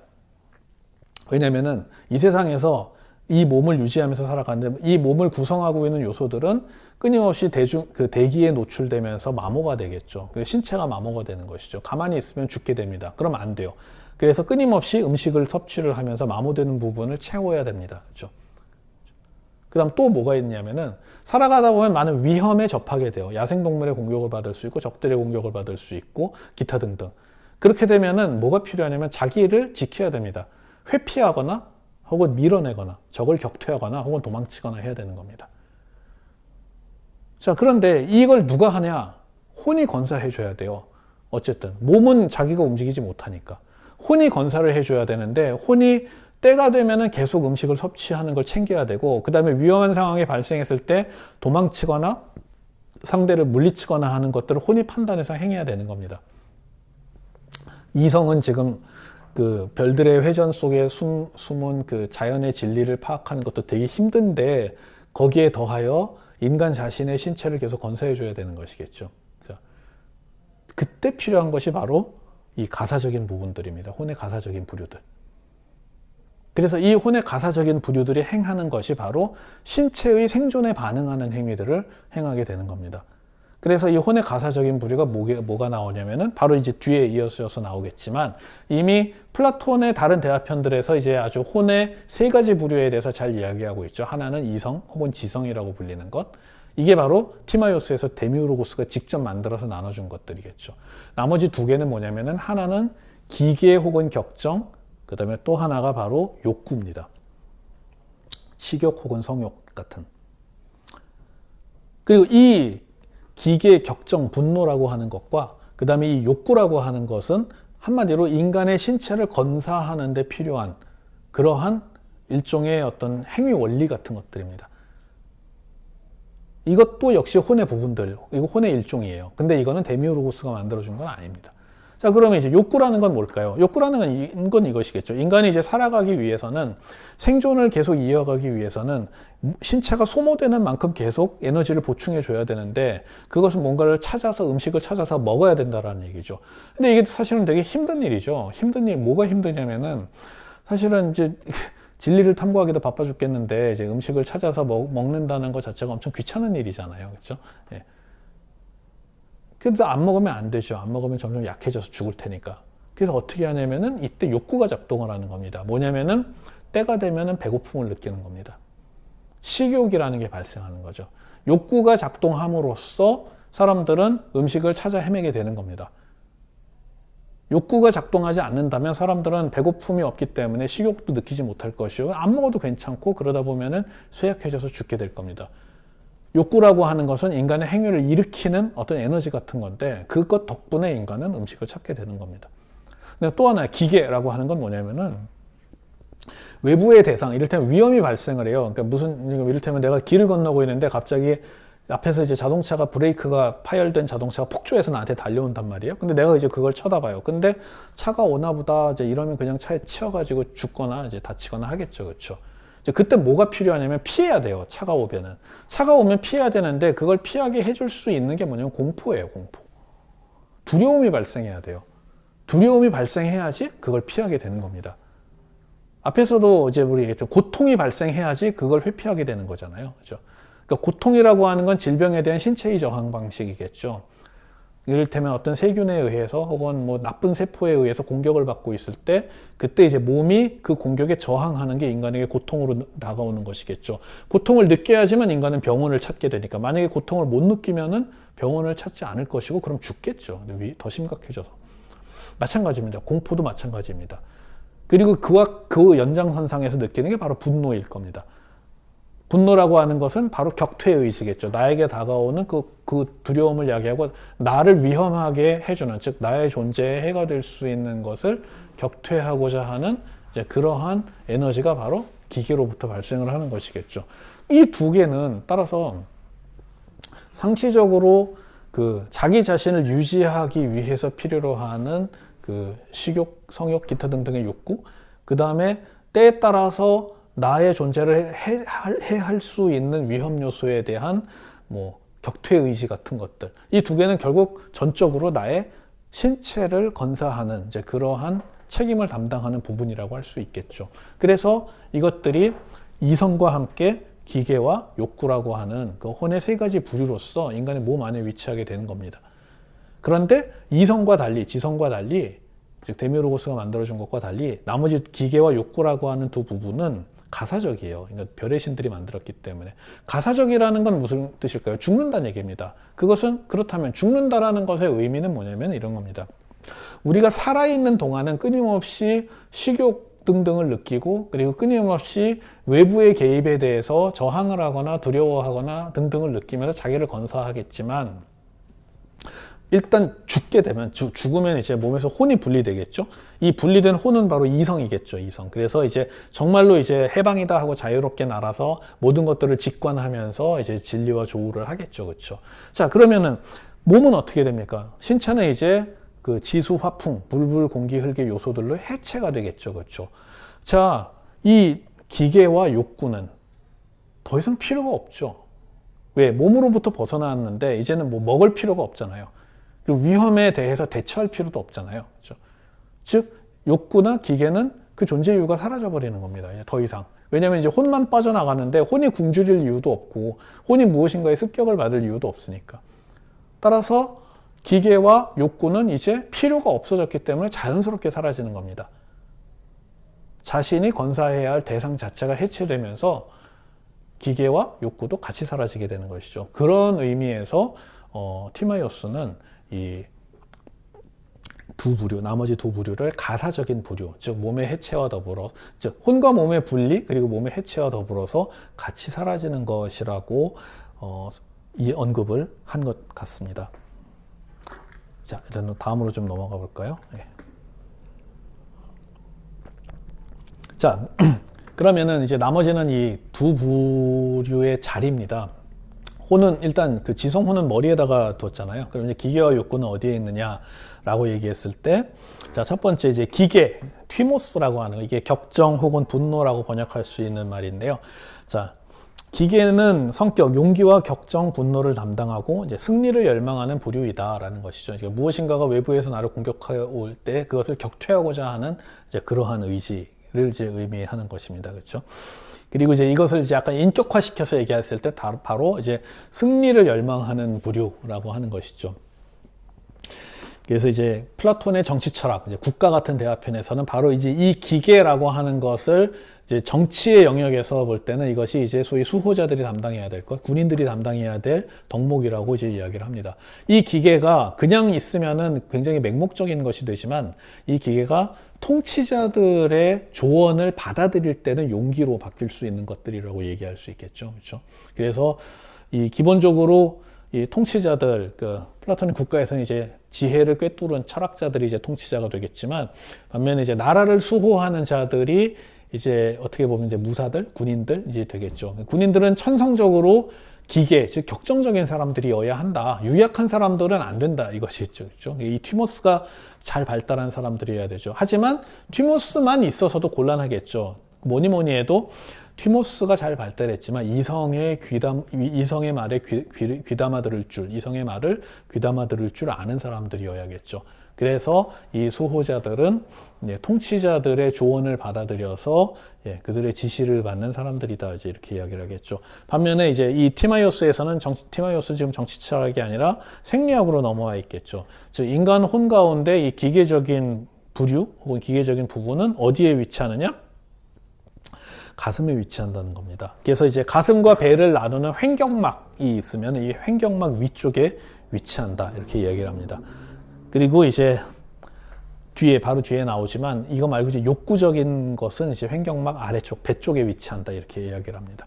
그래서 이제 횡격막 가슴에 있으니까 이제 머리에 좀 가깝겠죠. 그 이야기는 뭐냐면 머리에 위치한 이성과 가슴에 위치한 이 기계가 서로 긴밀하게 의사소통을 한다. 뭐 이제 이런 의미로 받아들일 수 있을 것 같습니다. 그래서 이것은 이제 목적이 있어요. 이성의 말을 귀담아 듣고 이성과 연합해서 욕구를 제압할 수 있도록 하기 위함이다, 이런 거죠. 이런 데서도 사실은 이제 목적론적인 의도가 잘 드러난다고 볼 수 있습니다. 자, 그 다음에 이제 아주 흥미로운 건데, 그 다음에 이제 신체 기관을 이야기합니다. 그리고 심장을 만들었다. 심장은 그 형태는 혈관의 매듭 그리고 피가 순환하는 원천. 묘사가 참 재밌죠. 혈관의 매듭. 이를테면 인간의 신체에 혈관이 쭉 있는데 가슴 부분에 그게 매듭져 있는데 그게 바로 심장이라는 겁니다. 그리고 이제 이곳으로부터 피가 흐르게, 그러니까 순환하게 된다는 펌프 같은 역할을 하는 것이겠죠. 요 정도까지는 아마 플라톤도 알고 있는 것 같아요. 고대의 서기전 5세기와 4세기의 고대 그리스의 의사들 역시도 이제 심장이 이제 피를 움직이게 하는, 그러니까 피의 흐름을 야기하는 이제 그런 펌프 같은 기능을 한다고 보았던 것 같습니다. 자, 그 다음에 이제 그럼 심장의 역할은 무엇이냐? 자, 여기서부터 이제 우리가 좀 중요하게 요 대목이 끝난 다음에 다시 한번 설명을 하겠지만 좀 염두에 둬야 될 것은 플라톤이 신체 기관에 대해서, 오늘날로 치면 이제 생리학과 의학인데 신체 기관에 대해서 얘기할 때 생리학이나 의학의 관점에서 이야기한다기보다는 혼이론 혹은 심리학의 관점에서 이야기한다고 보는 게 나을 겁니다. 즉 심장의 존재 이유는 무엇이냐라고 물으면 그것은 피를 순환시키기 위해서 이렇게 얘기하는 것이 아니라 바로 여기엔 부정한 일이 발생했음을 간파한 이성이 기계에게 신호를 보내는 장소로서 심장을 설치했다 이렇게 얘기하는 겁니다. 심장은 혈액순환을 발생시킴으로써 이제 인간의 생존을 이어간다. 물론 그런 기능도 있겠지만, 그런데 심장을 만든 이유는 뭐냐면은 이성이 기계에게 신호를 보내는 장소 이렇게 얘기를 하는 겁니다. 그래서 무시무시한 일을 얘기하거나 분기가 치밀어 오를 때마다 이성이 어떻게 하냐면 심장을 두근두근거리게 만드는 겁니다. 그래서 이제 우리가 흥분하거나 이제 화가 나거나 이제 혹은 두렵거나 할 때는 심장 박동이 이제 거세지죠. 그냥 쿵쿵쿵쿵쿵쿵 뛰게 되는 거죠. 그게 바로 이성이 심장에 신호를 보내는 겁니다. 그러면서 이제 기계가 활동을 시작을 하게 된다는 겁니다. 좀. 자, 그런 의미에서 보면은 심장이라고 하는 것이 만들어진 목적은 궁극적으로는 바로 이성이 기계를 제대로 설득하고 지배하기 위한 장치. 즉 한마디로 이제 생리학적인 관점이 아니라 영혼론의 관점이라고 볼 수가 있을 것 같아요. 자, 근데 이제 문제는 우리가 이제 살아가면서도 가끔 느끼지만 한 번 격앙된 심장은 쉽게 가라앉지 않고 이제 결국은 뭐냐면은 이제 흥분해서 이 분노가 폭주해 버리는 것이겠죠. 그래서 적당한 때 멈춰야 하는데 열받은 일이 발생을 해서 이제 심장이 신호를 주긴 하는데 그때 그냥 기계가 폭주해 버리는 것이죠. 그래서 이제 적당히 싸우고 멈춰야 되는데 이제 약간 난리를 치겠죠. 그럼 안 되죠. 이를테면은 술자리에서 이제 옆 사람하고 시비가 붙었는데 이제 기계가 폭주해서 싸우는데 이성의 판단을 해보니 옆에 있는 사람이 이제 그냥 사람이 아니라 나보다 이제 훨씬 더 덩치도 좋고 힘도 세고 보니까 무슨 뭔가 이제 해동검도 뭐 이런 것도 들려 있고 뭐 이제 이래서 그냥 싸우다가는 내가 엄청나게 당할 것 같은 이제 그런 상황이 발생할 수 있겠죠. 근데 문제는 기계는 폭주를 한다는 겁니다. 싸워서 내가 손해를 보겠다라고 판단하는 것은 기계의 역할이 아니라 이성의 역할이겠죠. 그렇죠. 이성이 이제 이걸 말려야 되는데 기계가 이제 한번 불 지핀 기계가 이제 폭주를 하게 되면 어떻게 될까요? 곤란한 일이 발생하겠죠. 실제로도 그런 일이 왕왕 있고. 그래서 이제 티마이오스는 심장의 폭주를, 이 심장의 열을 가라앉히는 또 다른 장치를 만드는데 그게 바로 폐입니다. 폐를 만든 이유는 불의 작용으로 끓어오르는 심장을 식혀주기 위해서 심장의 원군으로 심장을 도와주는 역할로서 이제 만들었다 이렇게 얘기를 합니다. 그래서 이제 폐는 푹신하고 피가 섞여 있지 않으며 스폰지처럼 내부에 작은 구멍을 가지고 있고, 그래서 이제 사실 우리가 엑스레이를 찍어보아도 이제 폐는 이렇게 이 가슴 쪽으로 이제 굉장히 넓게 퍼져 있죠, 그렇죠? 그 가운데 이제 심장이 이렇게 쌓여 있죠, 그렇죠? 네. 그래서 이제 심장을 둘러싼 완충제와 같은 기능을 하며 공기와 음료를 받아들여 심장의 열기를 식혀준다 이렇게 얘기를 하죠. 폐가 음료를 받아들이면 우리는 이제 폐수종에 걸린다고 얘기하지만 이 대목은 이렇게 얘기를 하고 있습니다. 하지만 티마이오스의 다른 대목에 가면은 폐는 물을 받아들이지 않는다라는 약간 모순된 대목이 있기도 합니다. 어쨌든 우리가 이제 이 심장의 형태라든가 폐의 형태, 푹신하고 피가 섞여 있지 않고 스펀지처럼 내부에 작은 구멍을 갖고 있어서 이게 심장을 식혀주는 역할을 한다. 뭐 이제 이런 식으로 하는 걸 보면은 아마 이미 이제 이 시기에도 해부학까지는 아니지만 시신의 해부라든가 그 다음에 이제 동물의 사체의 해부 같은 것들은 좀 상당히 어느 정도 진행되지 않았나 우리가 추측할 수 있을 것 같습니다. 자, 그 다음에 또 다른 기관이 바로 욕구를 위한 기관입니다. 욕구는 이제 혼의 가사적인 두 번째 부류이겠죠. 기계가 아닌 욕구죠. 그렇죠? 그리고 욕구는 인간 신체의 이제 항상적인 생존을 유지해 주기 위한 것이겠죠. 가장 대표적인 게 아마 식욕일 겁니다. 그 다음에 이제 성욕일 겁니다. 식욕은 사실 직접적이죠. 왜냐하면 우리가 이제 끼니를 먹지 않으면 점점 약해질 거니까요. 그렇죠? 성욕은 바로 직접적이진 않지만 이것도 역시 인간의 생존과 직결되어 있습니다. 왜냐면은 성욕이라고 하는 것은 성관계를 맺음으로써 자식을 낳으려고 하는 것이겠죠. 근데 이 자식이 뭐냐면은 바로 자신의 일부입니다. 신은 불사신이죠. 신은 불사신이기 때문에 죽지 않습니다. 근데 이제 인간은 죽겠죠. 그렇죠? 유한하기 때문에 좀 늙든지 병에 들든지 어떤 일을 겪든지 해서 이제 죽겠죠.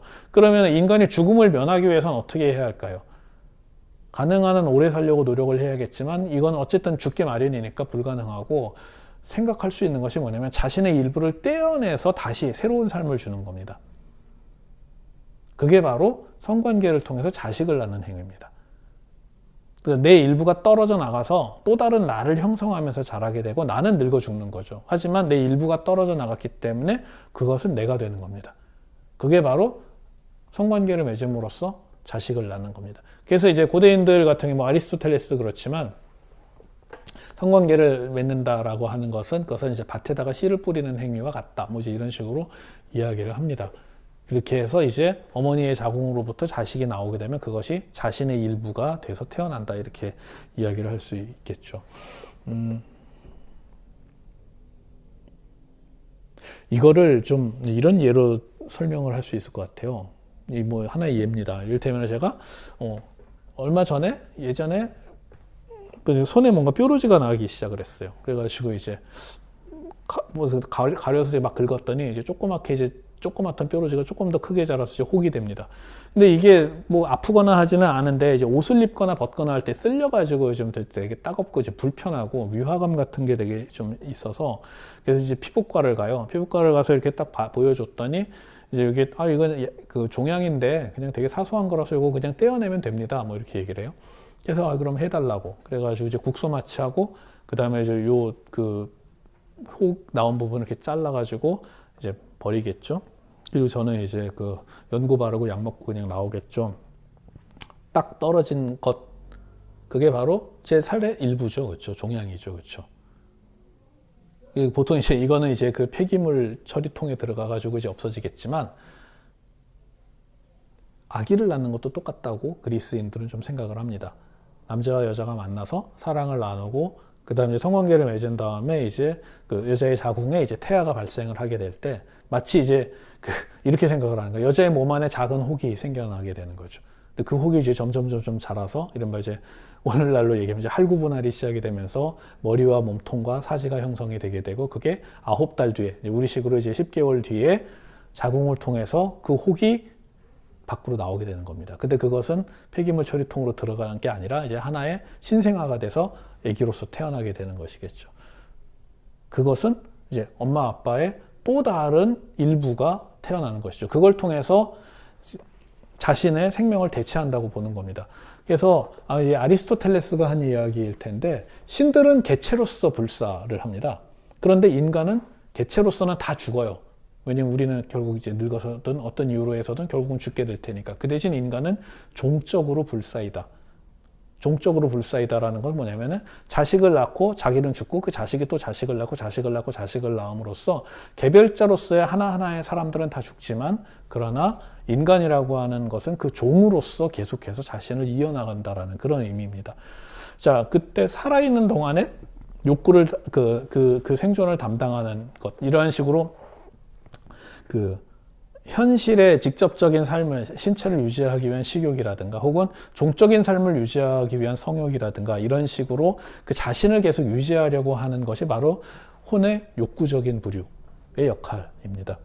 그래서 여기 보게 되면은 성격, 음식과 음료 등 몸이 필요로 하는 것을 욕구하는 혼의 부류이고요. 다만 이제 이 욕구는 이성의 말을 이해하지 못하고 오직 영상들과 환영들에만 미혹되는 경향이 있다. 이라는 것이죠. 한마디로 이제 배가 고프고 이제 이른바 이제 욕구가 폭주하기 시작하면은 뭐 보이는 것도 없고 들리는 것도 없고 그야말로 이제 말을 안 듣는 것이겠죠. 그렇죠? 그리고 이제 이 욕구는 횡격막과 배꼽 사이에, 아랫배에 있는 거죠.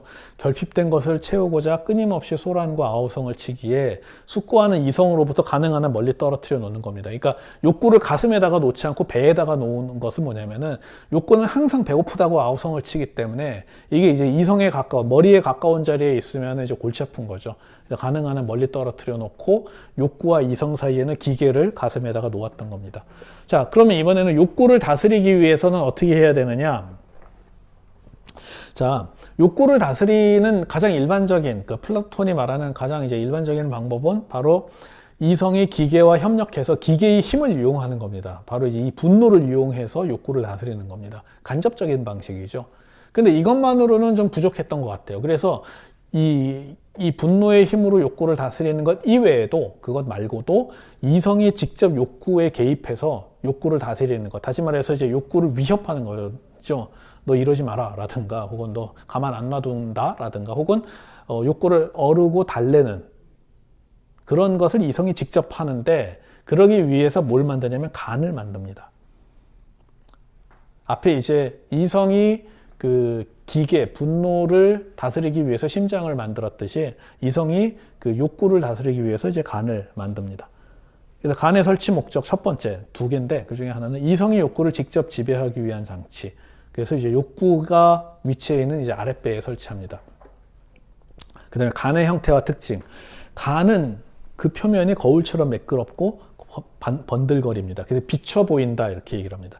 그 다음에 조직은 팽창과 수축이 가능하고, 그리고 간은 맛을 보면 단맛 혹은 쓴맛이 납니다.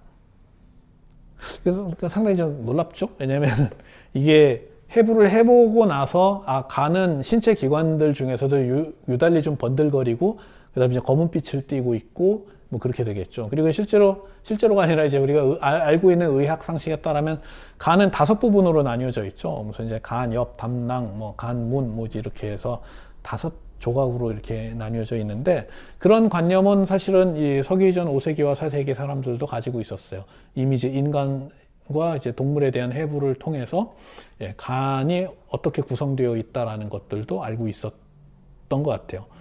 자, 그러면은 이 간의 형태와 특징을 가지고서 뭐라고 이제 해석을 하냐면, 기능, 이성이 자신의 명령을 영상과 환영들로 이미지화해서 간의 표면에 투영시킨다 이렇게 얘기를 하는 겁니다. 다시 말해서 이런 겁니다. 그 이성이 이제 뭔가 이런 얘기를 예를 한번 들어봅시다. 그러니까 이를테면은 뭐 앞에 내가 지금 그 막 운동을 하고 났어요. 운동을 하고 났더니 목이 마릅니다. 목이 말라서 뭔가를 마시고 싶어요. 이거는 지금 아마 욕구가 지금 작동을 하고 있는 겁니다. 목이 말라서 뭔가를 마셔야 돼. 막 이러는데 마침 이제 눈앞에 이제 콜라가 한 병 있어요. 그래가지고 이제 콜라를 딱 보고서 이제 욕구는 저쪽으로 달려가라 이제 이렇게 요구를 하겠죠. 빨리 저거 마셔라 이제 요구를 하겠죠. 그런데 이제 딱 달려가려고 하다 보니까, 근데 이제 콜라는 몸에 안 좋은 것 같아요. 콜라는 몸에 안 좋아. 그래서 콜라보다는 오히려 지금 상황에서는 그 오렌지 주스를 마시는 게 좋은 것 같아요. 근데 오렌지 주스는 눈앞에 없어. 야, 그러지 말고 조금 차부터 저 앞에 편의점 가서 오렌지 주스를 사는 게 낫지 않을까? 내 건강에? 라는 거는 이성의 생각입니다. 간은 이런 거 저런 거 가릴 거 없어요. 눈앞에 있는 거 보고서 그냥 그걸 향해서 달려갑니다. 그런데 이성은 그걸 이제 참는 거예요. 저걸 지금 마시면은 네 건강에 좋지가 않다. 그래서 일단은 저걸 좀 참고 조금 있다가 냉장고에 가서 그냥 물을 꺼내 마시는 게 나을 것이다. 이렇게 얘기를 하는 겁니다. 그러면서 이제 갈등이 발생을 하는 거죠. 이게 이제 우리가 이제 저 그냥 마실까? 말까? 이제 이런 거랑 좀 비슷합니다.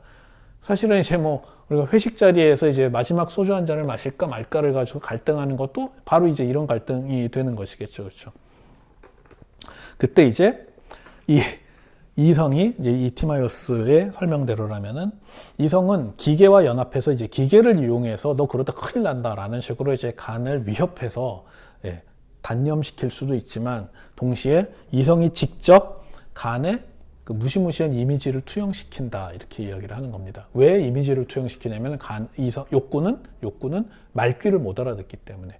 욕구는 이성의 말귀를 못 알아듣고 설령 조금 알아듣는다 하더라도 그것을 귀담아 들으려 하지 않기 때문에, 그렇기 때문에 이미지를 이용해서 그 욕구를 제압하려고 하는 것입니다. 자, 그래서 이성이 그러면은 욕구에다가 어떤 이미지를 투영시키는 것처럼 이제 직접 개입을 하게 되면 간이 어떤 변화를 겪게 되느냐. 자, 제가 이제 간단하게 표로 이렇게 도식화를 해놨는데, 이성이 욕구를 위협해서 뭔가 단념시키려 할 때, 혹은 이성이 욕구를 달래서 뭔가를 고무시키려 할 때, 이때 이제 이성의 작용은 이성이 이제 뭔가 거친 힘을 발생시킨다. 이 원문에는 이제 디나미스라고 하는 이제 힘이라고 되어 있습니다. 근데 이제 거친 힘을 보낸다. 혹은 라고 얘기합니다. 그렇게 되면 그 힘을 보내면 결과 어떻게 되느냐. 이제 간의 표면에 무시무시한 영상들이 맺혀지게 된다. 이렇게 얘기를 합니다. 그리고 간에서는 쓴맛이 나온다. 이렇게 얘기합니다. 사실은 간에서 이제 담즙이 나올 수 있겠죠. 그렇죠? 네. 그 다음에 간의 표면이 거칠어지고 수축되고, 그 다음에 담즙 빛깔을 띈다. 담즙이 나오니 담즙 빛깔을 띠겠죠. 그 다음에 간을 구성하는 요소들, 부분들, 이 원문에는 간엽과 담낭과 간문이라고 하는 이 용어들이 그대로 쓰입니다. 이것이 이제 수축되거나 뒤틀리게 됩니다. 자, 그렇게 되면 욕구는 뭘 느끼냐면 고통과 구토를 느끼게 되면서 두려움으로 인해서 일을 안 하게 되는 거죠. 이제 이런 겁니다. 뭔가 이제 우리가 어떻게 보면은 이 플라톤의 이 맥락을 싹 잊고서 우리가 어떤 일을 할까 말까 하면서 스트레스를 굉장히 받게 되면은 이제 속이 쓰리게 되죠. 속이 뒤틀리고 이제 쓰리고 입에서 신물이 넘어오게 되는 그 장면입니다. 바로. 그런 것을 지금 이렇게 이성이 욕구를 직접적으로 위협하고 있다는 것이죠. 그래서 간에 무시무시한 이미지를 비치게 되고 그 이미지를 본 욕구가 고통을 느끼게 되는 겁니다. 반면에 이번에는 그런 무시무시한 상황이 지나가고 거꾸로 이성이 욕구를 달래거나 어떤 것을 이끌기 위해서 유혹을 할 때는 부드러운 영감을 보내준다. 이렇게 얘기를 합니다. 그러면은 간에 맺힌 이미지는 아마 뭐라고 언급은 안 되어 있지만 반대되는 영상들, 즉 무시무시한 것과는 반대인 영상들이 비춰지게 되고 간에서 단맛이 나오게 되고, 그리고 간의 표면과 조직은 부드러워지고 그 다음에 움츠러진 것이 확장되게 되며, 그 다음에 간을 구성하는 부분들, 간엽과 담낭과 간문은 본래의 형태로 회복됩니다. 그리고 욕구는 즐거움을 느끼게 된다. 이제 이렇게 이야기하고 있습니다. 자, 그 다음에 이제 두 번째가 굉장히 재미있는데, 간을 설치한 또 다른 목적, 신들이 인간의 몸에 간을 설치해준 또 다른 목적은 바로 인간에게 경고를 보낼 때, 혹은 인간에게 무슨 충고를 직접 할 때 간을 이용해서 이미지 형식으로 보내기 위함이라고 얘기하는 겁니다. 한마디로 예언을 해주기 위해서. 자, 이거는 이제 굉장히 놀라운 얘기입니다. 왜냐면은 지금까지는 신이 인간의 삶에 직접 개입하는 얘기는 없었어요. 인간을 그냥 만들어주기만 하면 그걸로 끝인데, 그리고 이제 너네들이 이제 알아서 잘 살아야 된다. 이렇게 얘기를 할 텐데, 근데 그게 아니라 인간은 원래 굉장히 보잘것없고 불완전한 존재이기 때문에 살아가면서 굉장히 수많은 선택의 순간에서 오류를 범할 수가 있어요. 잘못을 범할 수가 있겠죠. 그러면서 불행해지겠죠. 근데 이건 신들이 봐도 원치 않는 불행일 수도 있어요. 잘 할 수 있을 텐데 뭔가 이제 판단착오로 불행에 빠지게 된다. 굉장히 성실하고 착한 사람인데 불행에 빠지게 된다 등등. 그랬을 때 신들이 인간에게 직접 경고를 합니다. 너 그러지 마라 라고 하는 게 바로 예언을 통해서라는 것이겠죠. 근데 이제 재밌는 건 뭐냐면은 신은 인간보다 훨씬 더 이성적인 존재겠죠. 그렇죠? 인간보다 소위 말해서 이 신들, 이렇게 별들의 회전은 인간의 운동보다 훨씬 더 질서지워지고 그다음에 이제 조화와 균형이 맞추어진 이제 그러한 자이기 때문에 신들의 이성은 인간의 이성보다 훨씬 더 높은 수준의 존재들일 겁니다. 존재자들일 겁니다. 그런데 여기 이제 문제가 있어요. 뭐냐면은 신이 인간에게 직접 나타나서 말을 해주지 못한다라는 겁니다. 앞에서도 얘기했듯이 신이 인간과 직접 조우를 할 수가 없어요. 그래서 신이 인간의 이성의 로고스에게 신의 로고스가 직접 이야기를 해주면 너 지금 전쟁하면 지니까 지금은 일단 평화조약을 맺어라. 뭐지 이런 식으로 직접 충고를 해주면 좋은데 신과 인간이 직접 조우를 할 수가 없어요. 그럼 어떻게 하느냐? 신이 인간에게 말을 해줄 때는 인간의 이성이 일단 정지한 상태에서 신이 인간에게 신호를 보내주는 겁니다. 그게 바로 이제 예언입니다. 그래서 신이 인간에게 자신의 메시지를 보낼 때는 이성과 이성, 즉 인간의 이성과 신의 이성이 직접 만나서 이야기를 하는 것이 아니라 인간의 이성이 잠시 작동을 멈춘 사이에 신의 이성이 인간에게 신호를 보내주는데 그것도 이성의 언어로서가 아니라 소위 말해서 이제 이미지로서 신호를 보내주는 겁니다. 그러면 인간의 이성이 작동을 멈춘 상태가 어떤 때냐? 잠잘 때. 잠잘 때 꿈으로 보내줍니다. 그럼 우리가 꿈을 꿨다라고 했을 때 꿈에 대한 이미지를 갖겠죠. 그렇죠? 그것을 통해서 이제 신들이 경고를 해주는 겁니다. 그 다음에 또 하나. 신탁. 이를테면 이제 전쟁을 할 것인가 말 것인가 막 고민을 하다가 저기 이제 그리스의 반도의 중앙에 있는 델피로 가요. 델피의 신전에 가서 신탁을 받습니다. 그러면은 델피 신전에서 일하는 무녀를 피티아라고 하는데, 이 피티아라는 여인이 와서 이제 뭐 때문에 오셨습니까? 묻겠죠. 그럼 이제 나는 어디의 왕인데 지금 전쟁을 준비하고 있다. 만반의 준비를 끝냈는데 과연 전쟁을 하는 게 옳은지 아닌지 궁금해서 왔다. 이렇게 얘기하면은 이제 델피의 주인인 이제 제우스 신 앞에서 이제 피티아가 의식을 치룹니다. 그래서 이제 그 종교 의식을 이제 치르다가 마치 무당처럼, 사실 무당과 거의 비슷한데요. 어느 순간 의식을 잃게 됩니다. 한마디로 이제 혼이 잠깐 나가버리는 거예요. 그 사이에 누가 들어오냐면은 인간의 이성이 자리를 비운 사이에, 그 사이에 이제 아폴론이 들어오게 됩니다. 신이 들어와서 거기서 메시지를 남겨주는 것이죠. 그래서 뭔가 이제 뜻모를 말을 중얼중얼 거리고서 의식을 잃어버립니다. 나중에 이제 깨어나겠죠. 깨어나서 내가 뭐라고 말했습니까? 그러면 어쩌고 저쩌고라고 말했다라고 하면은 그 뭔가 되게 뭔가 뭐 말도 안 되는 수수께끼 같은 말이에요. 그럼 이제 피티아가 그것을 이제 해석해 줍니다. 이러이러한 말을 했는데 그 말의 의미인 즉슨 전쟁을 하면 안 된다. 당신이 질 것이다. 파멸할 것이다. 이런 겁니다. 라는 식으로 해석을 해주는 겁니다. 그 외에도 이제 예언자가 되는 사람들, 그러니까 특히 이제 그 그리스 플라톤의 파이드로스라고 하는 대화편이 있고, 파이드로스라고 하는 대화편과 그 외에 이제 그리스 비극들을 보게 되면은 이제 뭐 총기 어린 젊은이가 열병을 앓고 난 다음에 그 열병을 치유하는 과정에서 신내림을 받고서 예언자가 됐다, 뭐 이런 얘기가 나옵니다. 한마디로 병을 앓음으로써도 병을 앓게 됨으로써도 이제 예언을 하게 되는 겁니다. 자, 이런 식으로 예언을 한다라고 하는 것은 굉장히 재미있게 그 꿈을 통해서, 그 다음에 병을 앓으면서, 어떤 질병을 앓으면서, 그 다음에 신탁을 받으면서, 이것들의 공통점은 모두 다 이성이 작동하지 않을 때라는 뜻입니다. 이성의 기능을 일시적으로 상실했을 때, 그때 신이 사인을 보내주고 그 사인이 이제 인간 안에 들어오게 되는데 그 장소가 바로 간이라는 겁니다. 왜? 인간의 몸 중에서 이미지를 받아들일 수 있는 장소가 바로 간이기 때문이죠. 그렇게 만든 곳이.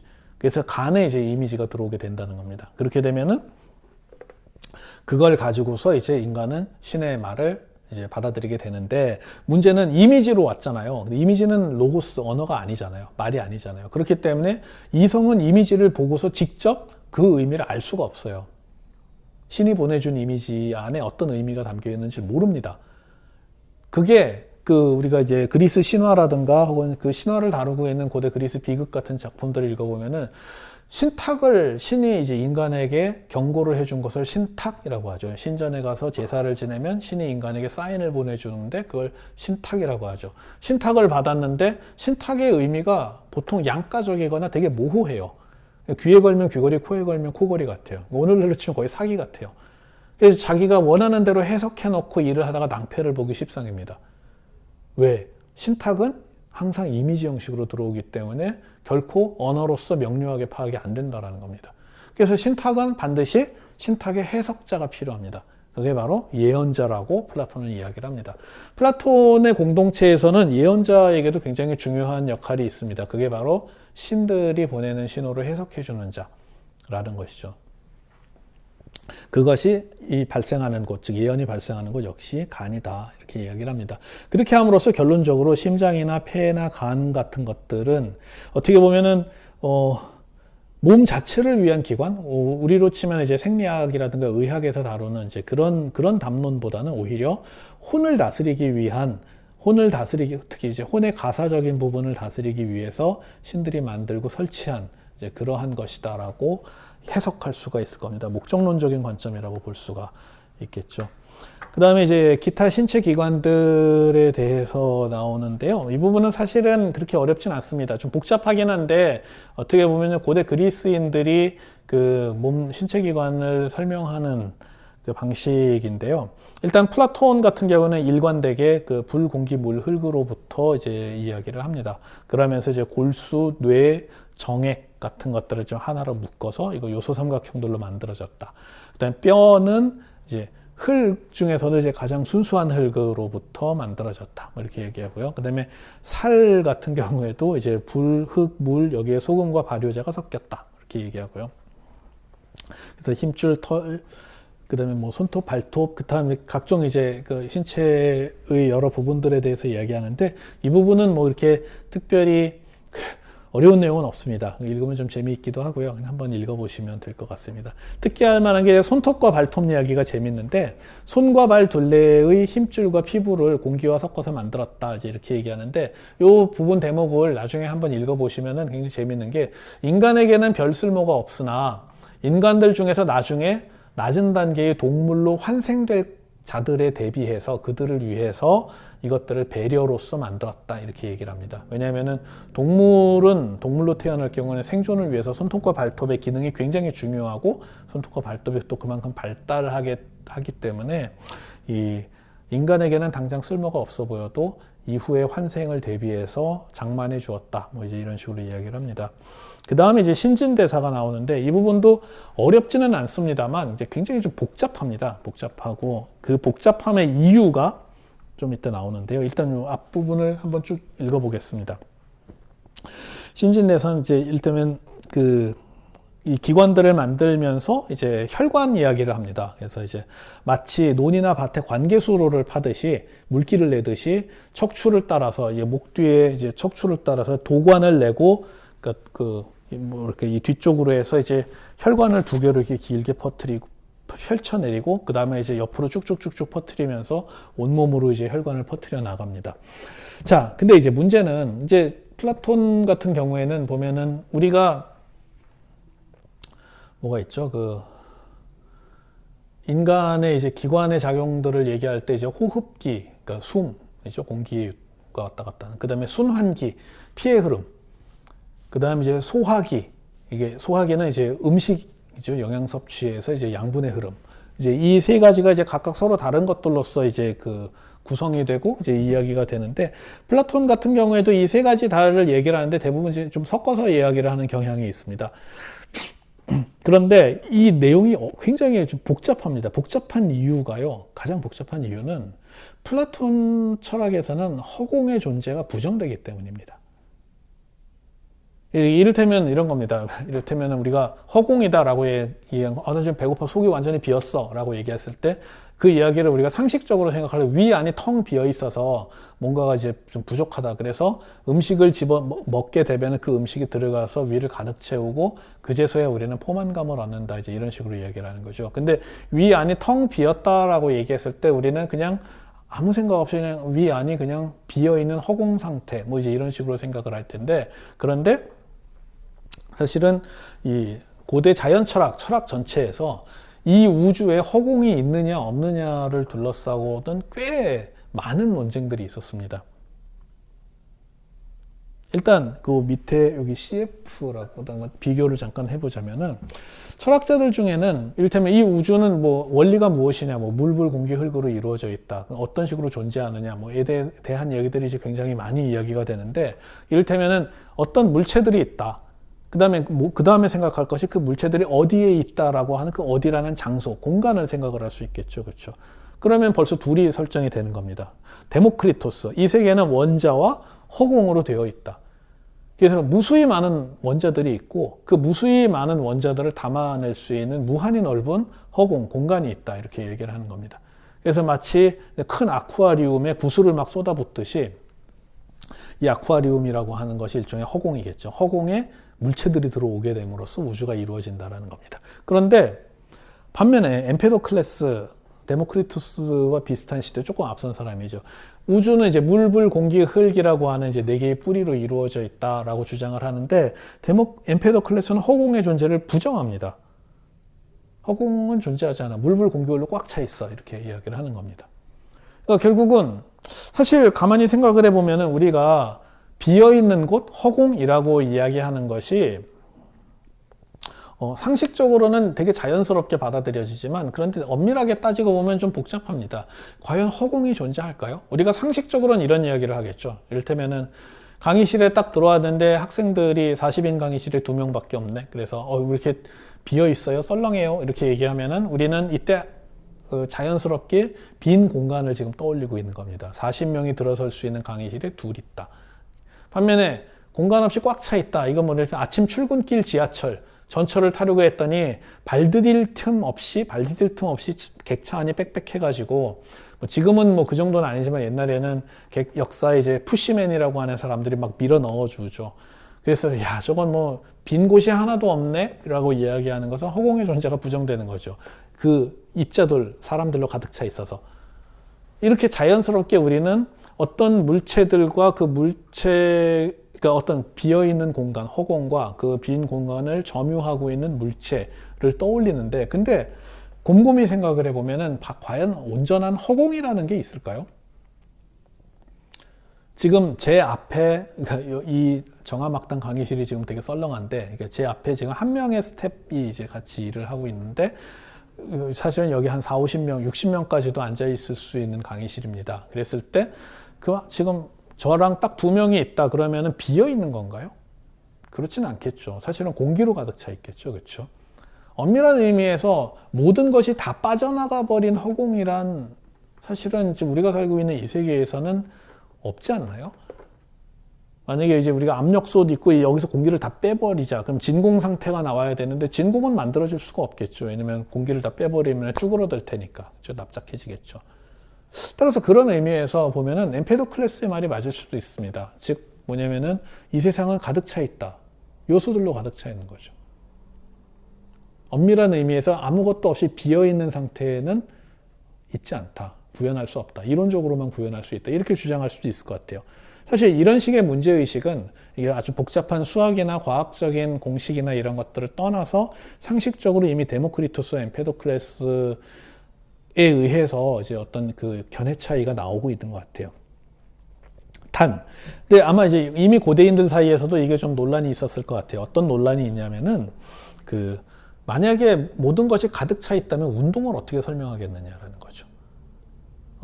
앞에서 이제 지하철, 전철 객차 안에 사람들이 가득 차서 발 디딜 틈도 없다. 그럼 옴짝달싹 못 하는 거죠. 그러니까 내려요, 내려요 하지만 사실은 가득 차 있기 때문에 움직일 수가 없는 거죠. 즉 운동이 불가한 상황.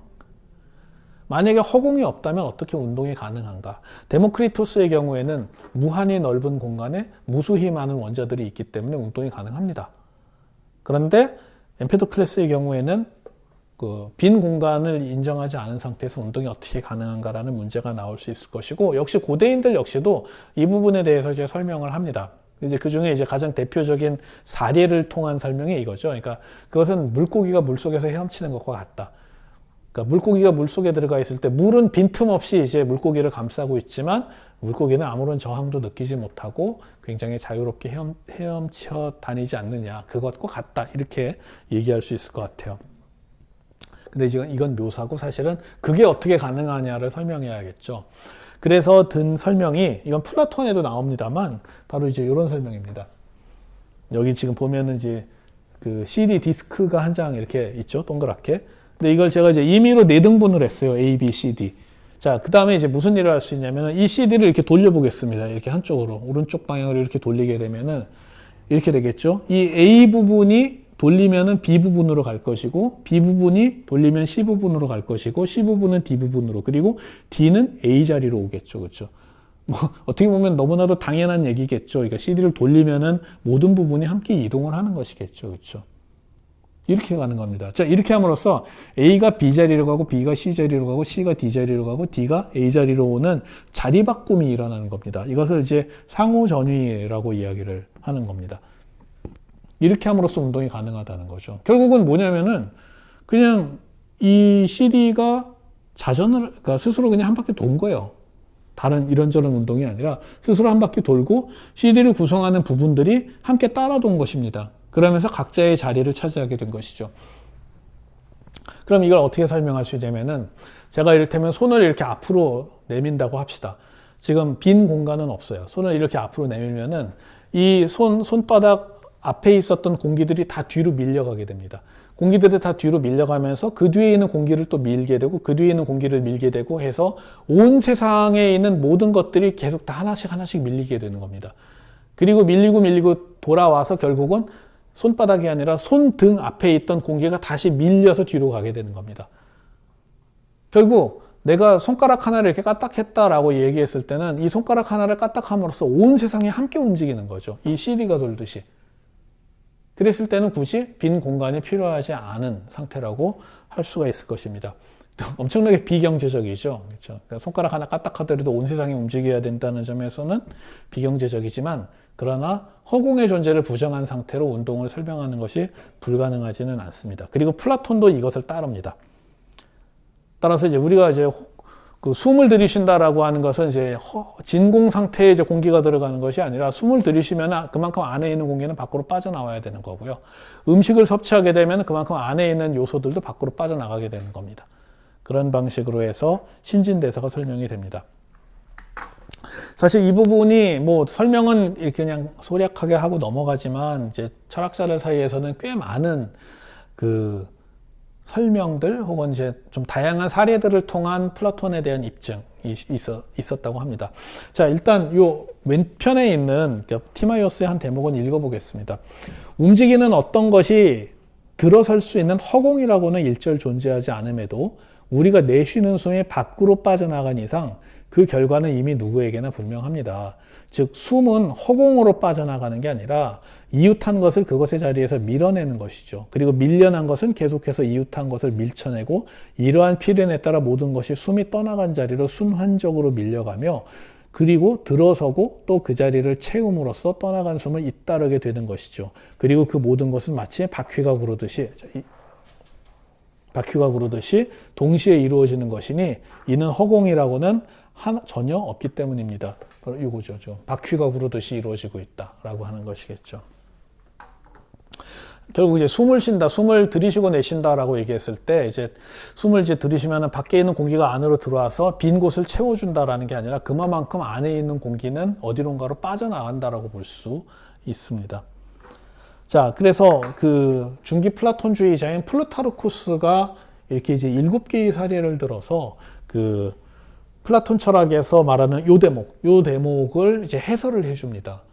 다시 말해서 이제 우리 그 뭐라 그러냐, 부항 뜬다 그러나요? 그 고대 그리스에도 이제 의료용 흡각을 통해서 이제 나쁜 피를 뽑아내는 이제 그런 것들이 있는데, 그 의료용 흡각이라든가 삼키는 행위, 물체를 위로 던졌을 때 올라가다 떨어지는 모습, 그 다음에 물의 흐름, 벼락, 그 다음에 호박과 자석이 서로 붙는 것, 그 다음에 이제 높은 음과 낮은 음이 서로 이제 소리를 지르면은 튕겨나가지 않고 서로 섞이면서 조화를 이루는 것들, 이러한 모든 것들을 다 그 서로 자리바꿈이라고 하는 이 상호전의를 통해서 설명을 합니다. 이것들은 그냥 넘어가도록 하겠습니다. 자, 그 다음에 10분 정도 쉬었다가요. 10분 정도 쉬었다가 이 질병과 건강, 다른 생명체들 윤회와 좋은 삶은 아마 한 30분, 20분, 30분이면 끝날 겁니다. 10분 정도 쉬었다가 50분에 다시 시작하도록 하겠습니다.